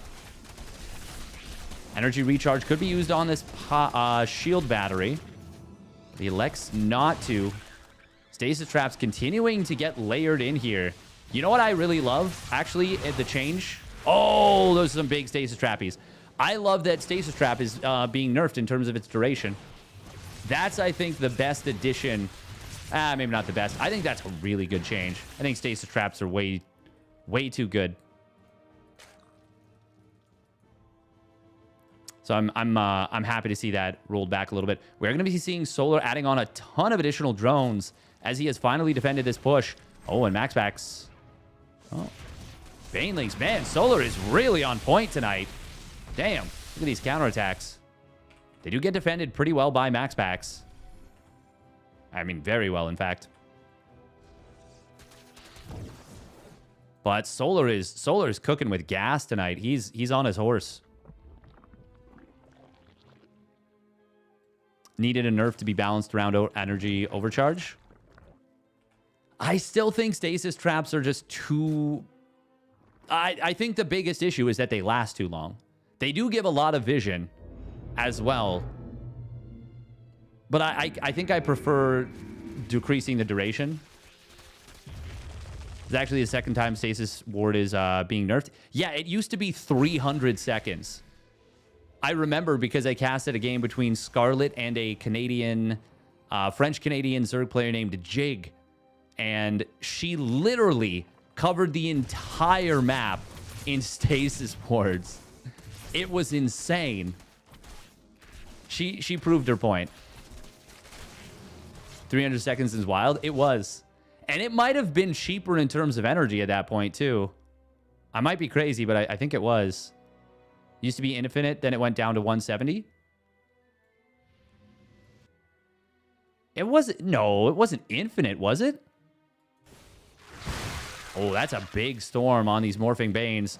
Solar is hitting his timing. There's the Hydra Speed coming online. +1 missile will complete in a moment. Baneling's going to find these High Templar. Blows them up. That's big. Energy recharge on this one High Templar. It does have Double Storm available now. First storm was okay. Second one is quite good. Is there enough for Solar to keep pushing, though? He's got Lings in on the 4th base. I think Solar might have this. Baneling's connecting on the Zealots as they try and get in. Most of them do get taken down. This one Archon that just completed. Oh, actually, hang on. The Oracles on the 4th base are going to be able to defend. I mean, MaxPax is very close to getting broken. But if he can buy time for the next set of storms, he might be able to survive. Oh, but the Oracles get taken down. Nice job right there from Solar. +2 weapons will complete in a moment. MaxPax is trying to counterattack. Solar, though, has units in position. How many Hydras does he get for this? Oh, that's a clutch transfuse. And with the heal over time, that Hydra will actually completely shrug off the damage. Stasis Trap did expire on the top side. This Warp Prism will get pushed away. Solar is pumping units nonstop here. He has already killed the 4th base, but he wants more.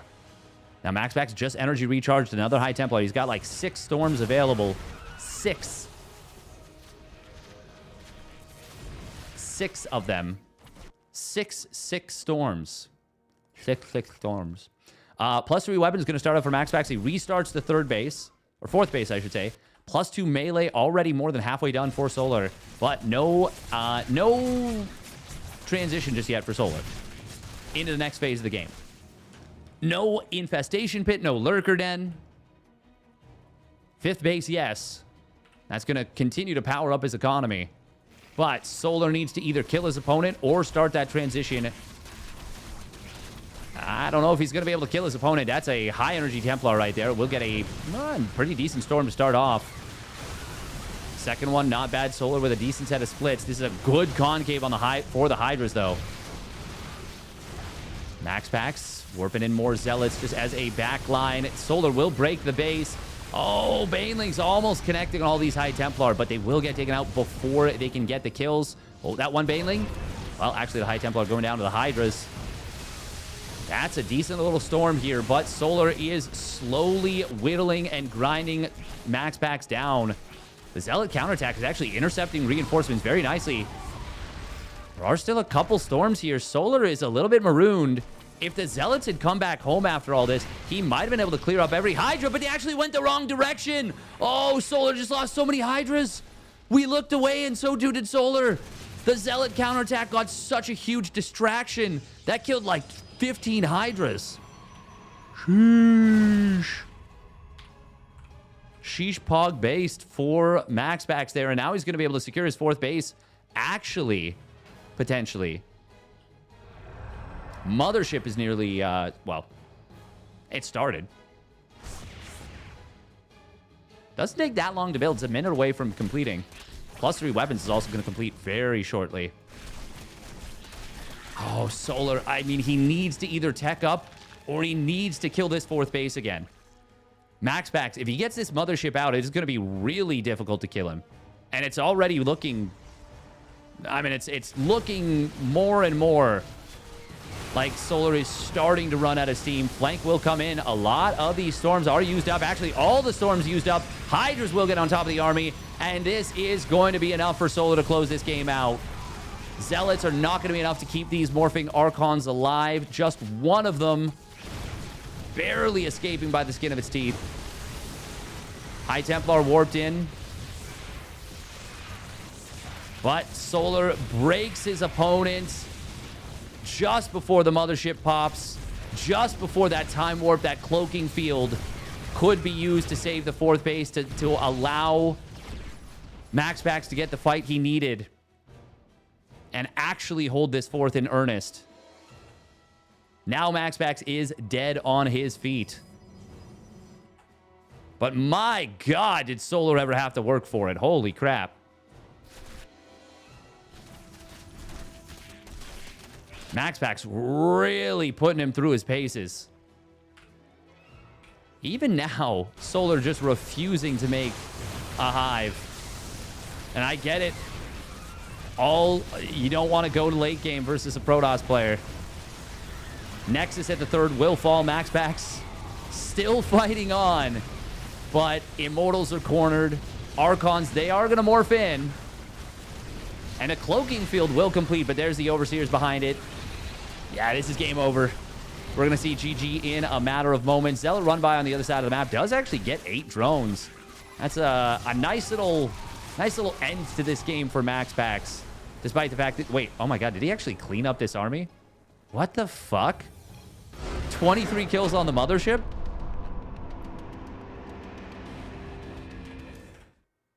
Doesn't matter. Game's over anyways. GG gets called. Solar wins game 1. I can't believe that, like, maybe Solar just pulled the army back home. Maybe I missed that. I was just like... Ugh.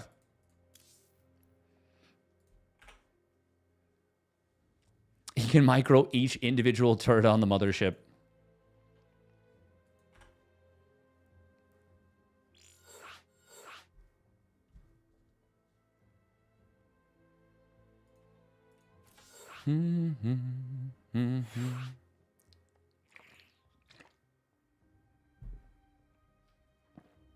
All right.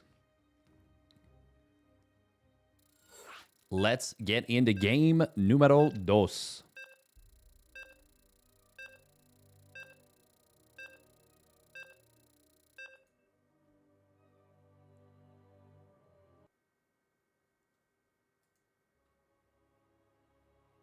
Pum pum bottom. Pum pum bottom bottom bottom pum pum bottom.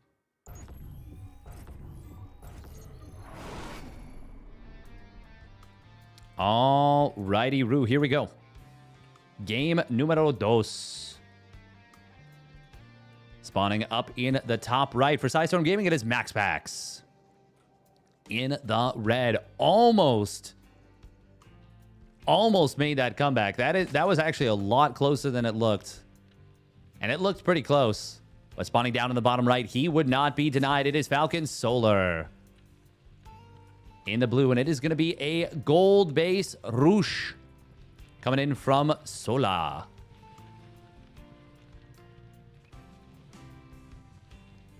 And he's going to get this up. What's the timing going to be? 50 seconds? 40, 48? Not bad. Anytime we get to watch SE2, we win. I agree. I agree. MaxPax, of course, is going to scout. He's going to see, well, there's minerals missing here. Or minerals, Marie. Man, that is actually crazy that MaxPax almost held. Like, if that mothership pops out and he's able to cloak up his army around the 4th base, I mean, the mothership's damage in those fights is actually so insane. We're not going to see a cannon rush, are we? No. Surely not. He's faking it, though. He's representing it. But he's going to get Solar to send a drone a little bit earlier. Now the rest of the drones will actually join. Ah, that's cute. Solar can just mine out this mineral patch, but this is worth 25 minerals, I would say. That is worth 25 minerals. Now, funnily enough, the drones were a little bit early, I think. So it's not a crazy thing. And actually, is it worth 25 minerals? You get your opponent to mine 7 extra minerals. Yeah, that's pretty funny, actually. Yeah, it's really nice when you get to see Zergs play in these weeklies. It is not a common occurrence. And to see Solar playing as well as he is today, extra special. Will be a Stargate from Maximus Paximus. No surprise there. I mean, the surprise would be if it wasn't a Stargate. We are going to see the check on these minerals because this can always just be a Ling all-in. It can always, always, always just be a Ling all-in. The fact that MaxPax doesn't keep either a probe or a pylon over here. There we go. We'll do exactly that now. We're at 12 of 12 on this base. Solar is going to take the natural.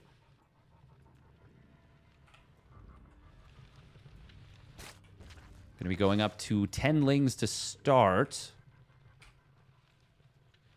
Where do we shade in here as MaxPax? Do we go for the gold or do we go for the main? He's going to go for the main, and there's not a lot of lings here. Ling speed will complete momentarily. Okay. MaxPax is just going to... He's just going to fake that shade and will head towards the gold. MaxPax might need to recall, actually. Oracle is going to get here. It's here in a hurry, well before the spore is done. But it's once again only one drone getting picked off. Oracle is not going to be able to save these Adepts. Adept tucks itself as close to the wall as it can, but there were still 4 lings hitting it, so that's a pretty quick cleanup for Solar. Yeah, not bad for Solar, I'd say. MaxPax did take an extremely fast 3rd Nexus in game number 2. Hey, there's the usage of the Healing Shrine here on Persephone. Unlike, this is Torches. Unlike Persephone, you can heal up air units on this one.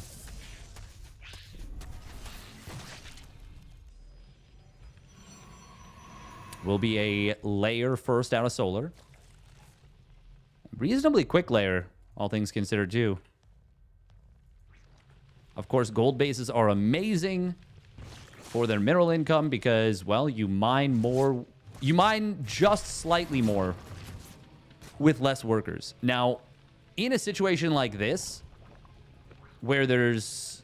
The drones do have to travel quite a bit of distance. Oh, it's actually so important to have your workers paired properly on a gold base like this. You lose out on a lot of income when they aren't paired properly. I'm always finicky. I'm always such a stickler. But it's still not the craziest thing. It's not the worst thing in the world.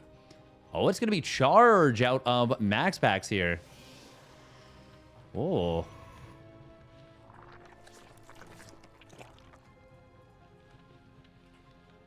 And it will be a very fast Hydralisk Den.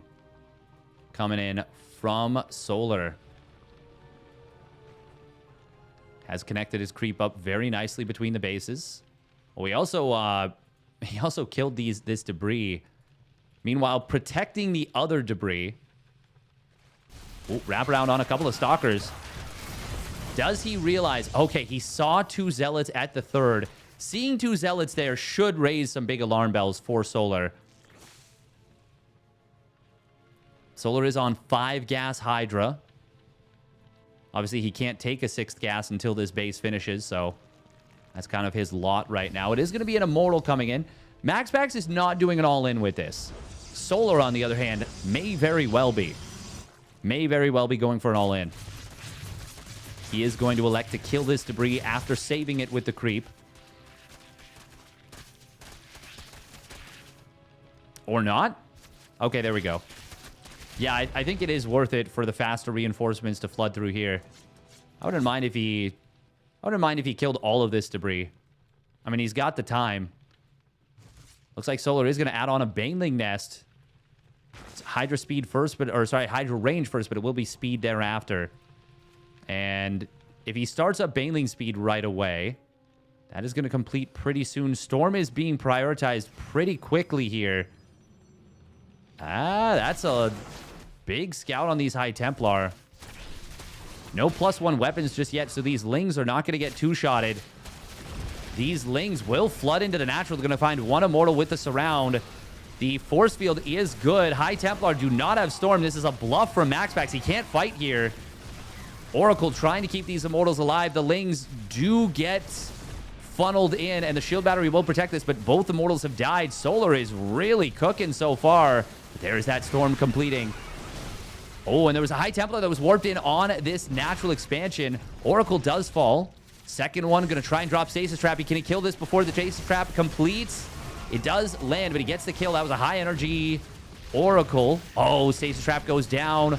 Archon going to try and morph in. Is there going to be enough Zealots to warp in and buy time for these Archon morphs? Probe Pull is going to try and bridge the gap, and it will.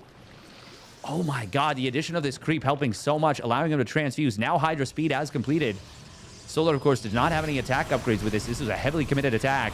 Energy recharge is still another 25 seconds away from completing. I think Solar is going to take the game right here, right now with this very well orchestrated gold base powered Hydra Ling all in. Didn't even need the Baneling Nest. In fact, he canceled it. Oh! Was that a bluff? Did he fake the Baneling Nest? I think he might have. I don't want to stick in this game too long.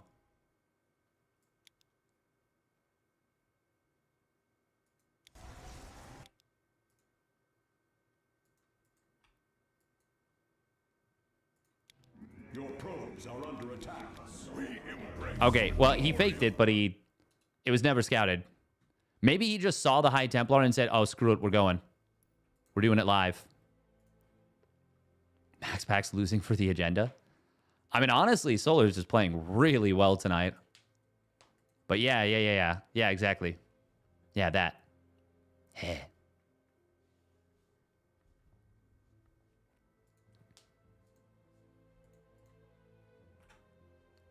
Bum, bum.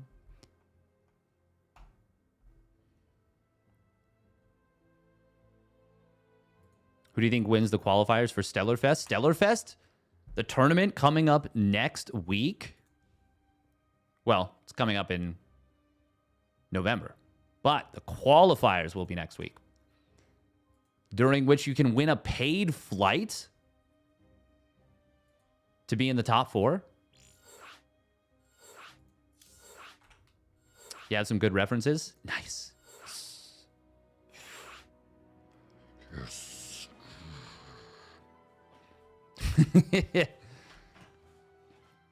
I'm such a goof. I'm such a goofball. Just a big old goof. Monka TOS.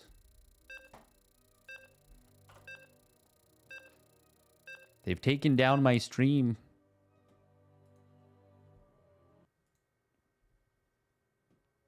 Oh. Solar is not playing Terran. I'm pretty confident of that. Yeah. I was pretty sure when I saw that Terran loading it on the screen that that was not truth. Will there be other PTR tournaments coming? Almost definitely. It'd be even harder to defend with the energy overcharge nerf. Yeah. Yeah, but I mean, Hydra, like, all-in should be hard to defend when you don't have any static defenses. Like, yeah.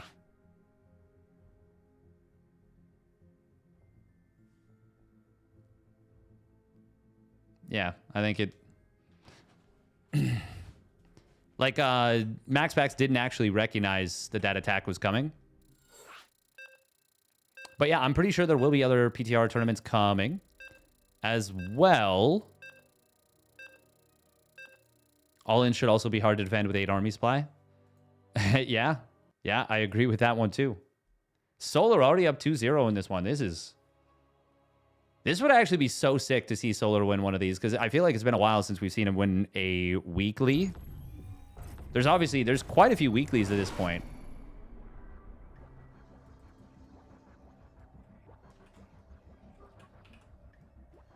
All right, here we go. Game numero 3. Spawning down on the bottom right, it is Sidestorm Gaming's MaxPax. In the red. And his opponent spawning up at the top left, it is Falcon Solar. In the blue.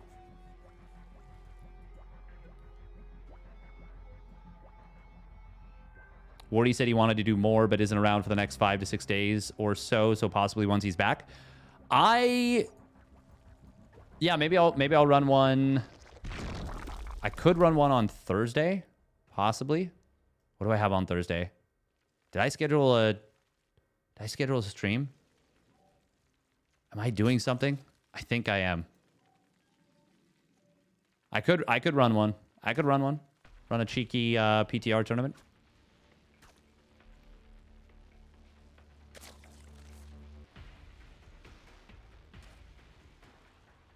Wednesday, Thursday, Friday, Saturday next week is Stellar Fest on the PTR. Yes. I wanted to wait until you announced it, but yes, it is. Stellar Fest is going to be played on the PTR and the new patch. If there's a new patch by then, yeah. Stellar Fest will be played on the new patch. That is very exciting. Just what we want. We want that exciting new stuff. You'll be playing Witcher 3. You won't be able to host a PTR tournament. Oh, true. I forgot. Thanks for reminding me, Psychode. I forgot. Well, gosh. When am I doing the OSC midseason? I'm doing that tomorrow. Tomorrow at 10 a.m. EDT. So 11 hours from now. Well, 10 hours, 45 minutes. 42. I went away for an hour, and first thing I see is Witcher 3 comments. Nice. You know, I have grown fond of this there streaming thing that I'm doing. I've grown quite fond of it. That's fun. I like it. I think I'll continue to do it for a while. How does that sound, chat? Everyone, boo, stop. What are you doing? You're the worst. Did we know that this PiGosaur was 500 instead of 400 for the... I did not know that. Oh, my goodness. I mean, obviously I didn't. It's in the title that it says 400. I wish Protostegosaurus were here to tell me. Get a wage slave job. Yes, sir. I mean, I've definitely had some manual labor jobs, some proper blue collar jobs in my time.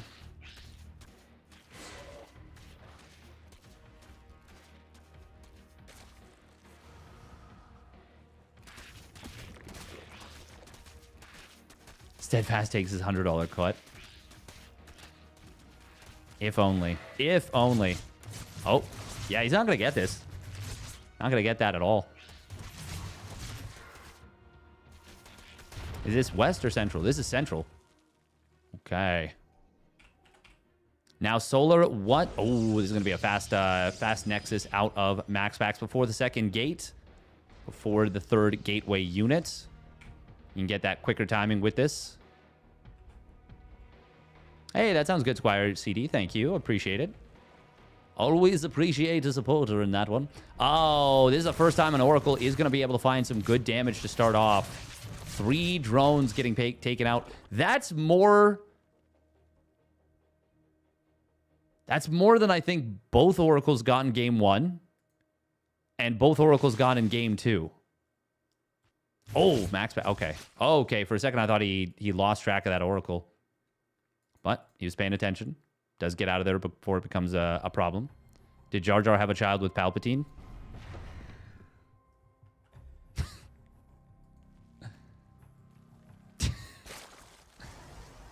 That sounds like one of those what do you call it? I don't even know what they're actually called, but it's the only one I can think of right now is it's like, is the Pope Catholic?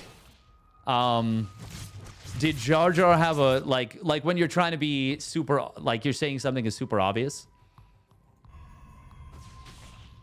Did Jar Jar have a baby with Emperor Palpatine? Like as though that's such an obvious thing, it's a given. We are going to be seeing a, oh, there it is. There it is, an Overlord speed upgrade. He's going to try and close this series out with the Dropper Lord. Rhetorical questions, basically. Kind of. 4 Adepts. Not going to shade forward. Not going to go for it. Just going to be used as a creep clear squad. Squad up. Now, will MaxPax be able to figure out what's going on? Oh, Solar does not go for the fight. He knows that his opponent could have shaded forward there, and he doesn't want MaxPax to see this yet, where the Dropper Lord's being morphed. Oh. In pretty weird locations, but is this going to be a Ling drop into the main base with this, I wonder? Okay, no, it is going to be a Queen drop. Will it be a Ling drop on the other setup?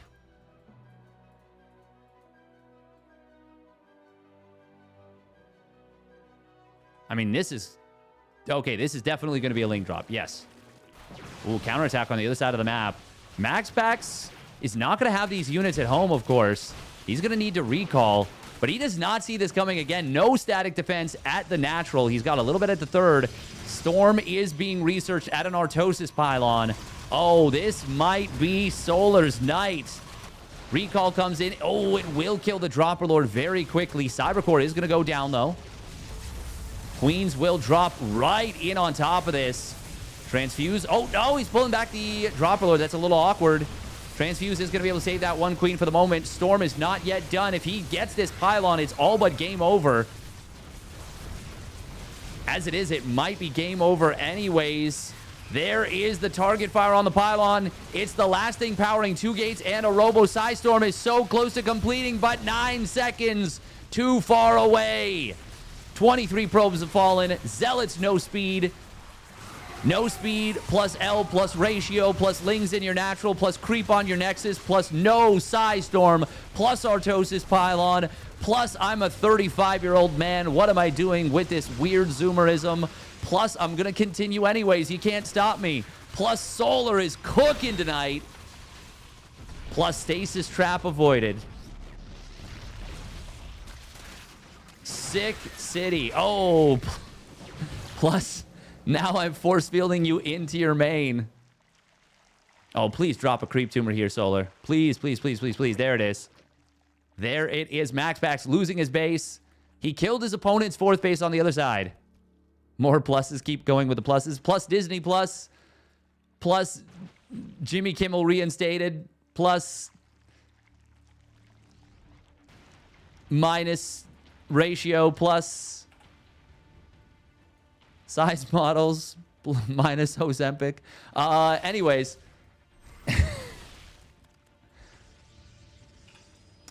Roach speed is done. 8 Ravagers morphing in here for Solar. He has got a massive army supply advantage. He killed his opponent's Templar Archives. How many Stalkers do we have on the field? Barely any. Charge is going to complete very soon. And he rebuilt the Templar Archives, but it's a 2-base Zerg versus a Or sorry, 2-base Protoss versus a 4-base Zerg. Charge not done in time for this fight. Corrosive Vials do connect on a couple of Zealots, but it's more so than anything the sheer number of Zerg units. The creep being redropped again. Solar has done it. The Foracle play will not avail the Maximus Paximus this time. The creep tumor is going to complete despite a lack of creep when it is done. And GG MaxPax will have to call GG. GG! Well done by Solar. That was kind of sick.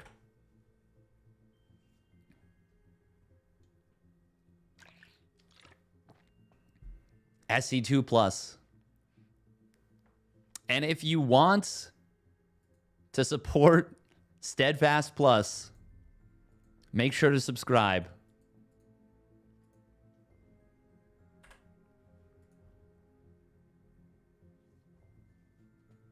That was, man, Solar was really, really on point today. Hey, thank you, is Kevin Home, for the 200 biddies. Nuclear launch detected. Oh, I saw this one, yeah. Wait, no, I did. Did I see this one?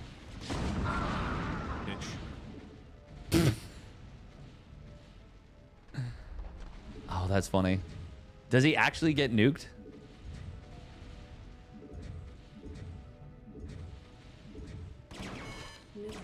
Nuclear launch detected. Okay, yeah, we'll actually show this on stream because you donated the biddies. I'm setting a dangerous precedent here, but that's fine.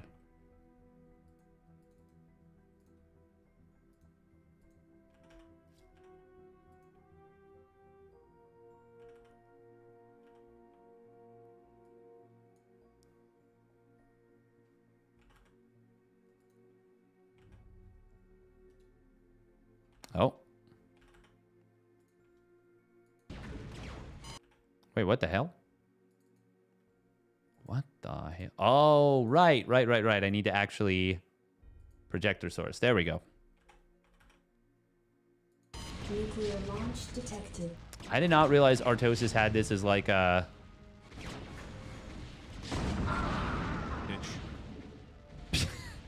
Oh, that was Artosis saying bitch. Oh, that's funny.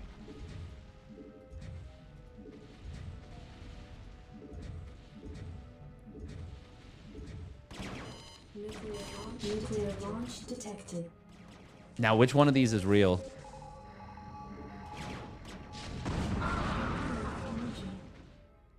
You guys are freaking me out. Oh, that's a real one! No! Fuck you guys!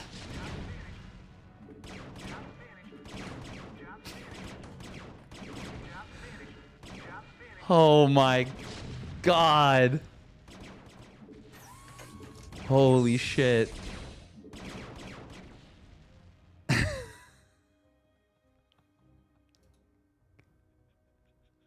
Holy fuck. Oh shit. The best part, he's not even the remotest at risk of losing that game as far as I can tell. But holy crap. That was just now. Oh my God. That is unbelievably funny. Jesus. You can't listen to it. I don't know how he does it, man. I don't know how he does it.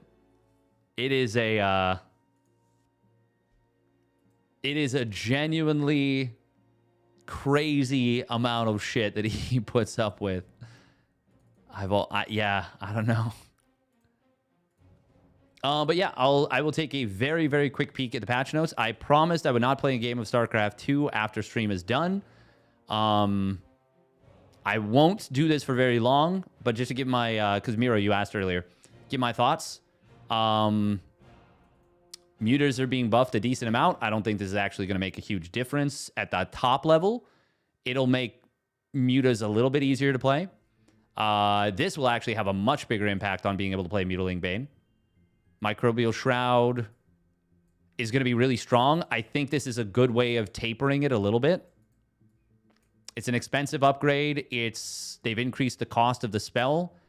It's still going to be worth it to use it, though. This was always a good idea, these two changes. This is a big nerf to late game PvZ, which is needed because right now late game PvZ is super good for Protoss. I don't know if this is necessary as well, but it does feel like the mothership is really fast for how slow it's supposed to be. Maybe this is too much. Not sure. This shit is crazy. Specifically this. This feels like a buff. It actually outranges ranged lurkers. I don't know how to feel about this. They split up the damage. Now the ticks are 5 seconds, but they ticks... You do two... Like, it ticks twice as fast. The total damage is 130, which is a lot. Slightly lower DPS. But it's still a lot of DPS. It's still going to be a very effective storm, or effective ability. This is obviously really nice for Heaven. But also, it's just nice for Protoss players. It's going to be a lot better at sniping planetaries in the late game versus Terran. Which I do feel like it's going to be tougher to play PvT in general, so that's probably a good idea. I like this change. A lot of Protoss players don't. But, I mean, stop F2ing. Purification radius. This is a big one. This is a really big one. You're going to see a lot more Purification Novas hit now. This is also a pretty big buff because now you'll need less disruptors. I think you might be able to keep... Like, I think if you have 6 disruptors now, you can keep firing them out permanently as opposed to needing, like, 8 from before or whatever it was, or 7. They're going to be really strong now. This, like, doubled the area of effect, by the way. This is such a huge buff. I think this is a good nerf to Stasis Ward. I've always felt like... I feel like, especially in PvP, it is really, really difficult to play against oracles because of this. This is really necessary. Otherwise, TVT was going to be ruined. Specifically, reverting the gas buff. I think I'm fine with Vikings being 25 minerals cheaper, but 25 gas was going to mean that it was always going to be 2 starport Viking Liberator.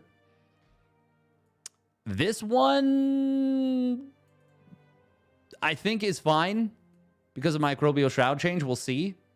It's going to be strong. Vipers, you're shifting some of the late game power for Zerg away from the Viper to the Infestor, which is going to mean that Zergs are going to have to be more careful with their positioning. Yeah, because you can't fly, you know? You can't fly around to abduct. You can still fly around to Blinding Cloud, but I think that's generally a decent thing. Also, we figured out that you can do some cool shit with canceling abducts. If you see the Viper coming and your tank is unsieged, if you siege it up and they shoot the abduct out and the tank changes from its... So the way I figured it out is that when it changes its portrait from the siege tank, I don't know what we're doing, but into like actual siege mode, because it does it instantly when it hits that threshold.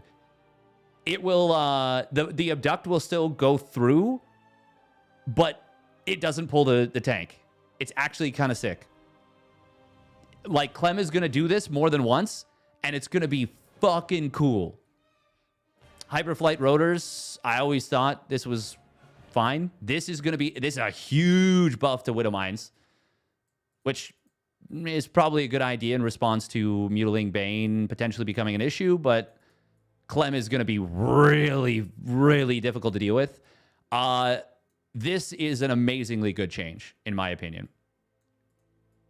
Because, yeah, I don't like that you were able to siege as effectively with the Liberator as you've been able to. Is Widow Mine considered a spell? It does spell damage, if that's what you mean. It's not affected by... Yeah, no, this will not be affected by whatchamacallit. Also, from what people were saying, Microbial Shroud does not affect Splash. So siege tanks are still going to be very good against Zerglings, for example. But it's going to mean that, like, yeah, you're still going to need Vipers to deal with siege tanks. like for blinding clouds and stuff. Or you'll need ultras leading the charge with Microbial Shroud. Obviously, these are all good.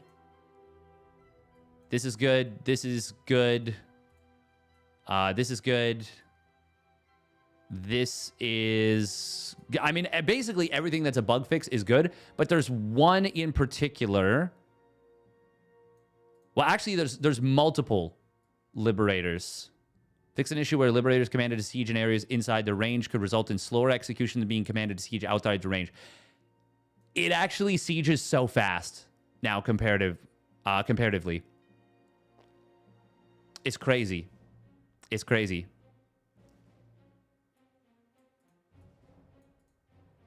Yeah, it's actually nuts. This is a really good one to remove because you should not be able to see this shit. I'm assuming they fixed the observer thing too, but I didn't actually check. But yeah, generally speaking, Miro, to answer your question, I'm really excited about the changes because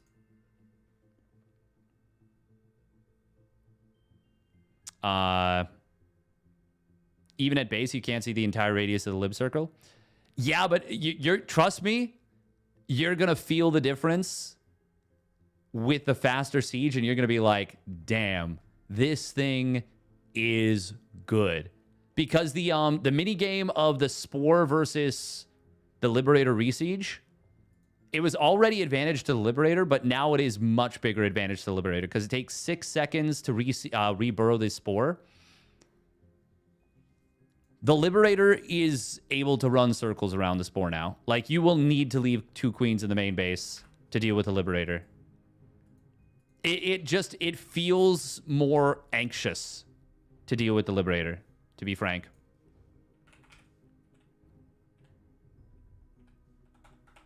All right, that is that. Who are we gonna raid? Static defense shouldn't counter lib.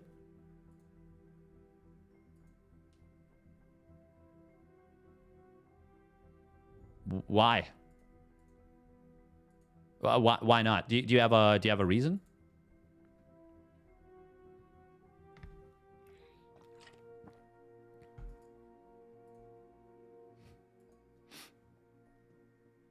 When did you speak to your old mechanic boss last? Oh, a while ago. Yeah, quite a while ago. Yeah, isn't that exactly what static defense is for? No, we can't do a cheeky ladder game, unfortunately. I promised. Let's raid up Nina.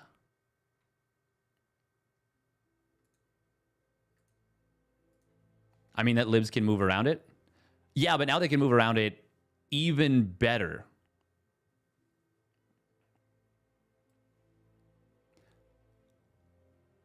Static defense should be static. Then counter argument, siege units shouldn't re-siege and unsiege so quickly. I mean, if we're going by like that logic. But I mean, the game is the way that it is in many ways. I don't think it's going to necessarily change.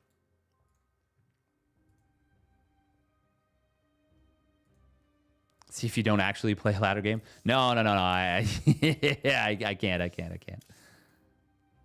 Oh, I tried to leave party and instead it clicked change portrait. Okay. Yeah. Let's raid Nina. Let's raid Nina.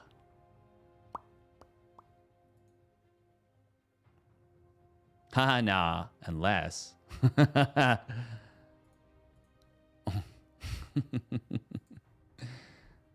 Actually, let's raid Babylings. We haven't raided Babylings in a while. She's very sweet. Super chill. All right, bye-bye. Counter argument. Colossus, Tempest, Siege Tank, Lurkers, and Broodlords all have as much, if not more, than 10 vision and can attack a much larger radius. Yeah, I feel that. But Liberators are always... The thing is, what this is for Liberators able to shoot They shouldn't be able to lock down bases on their own for 3 supply. That's all that this is aiming to change.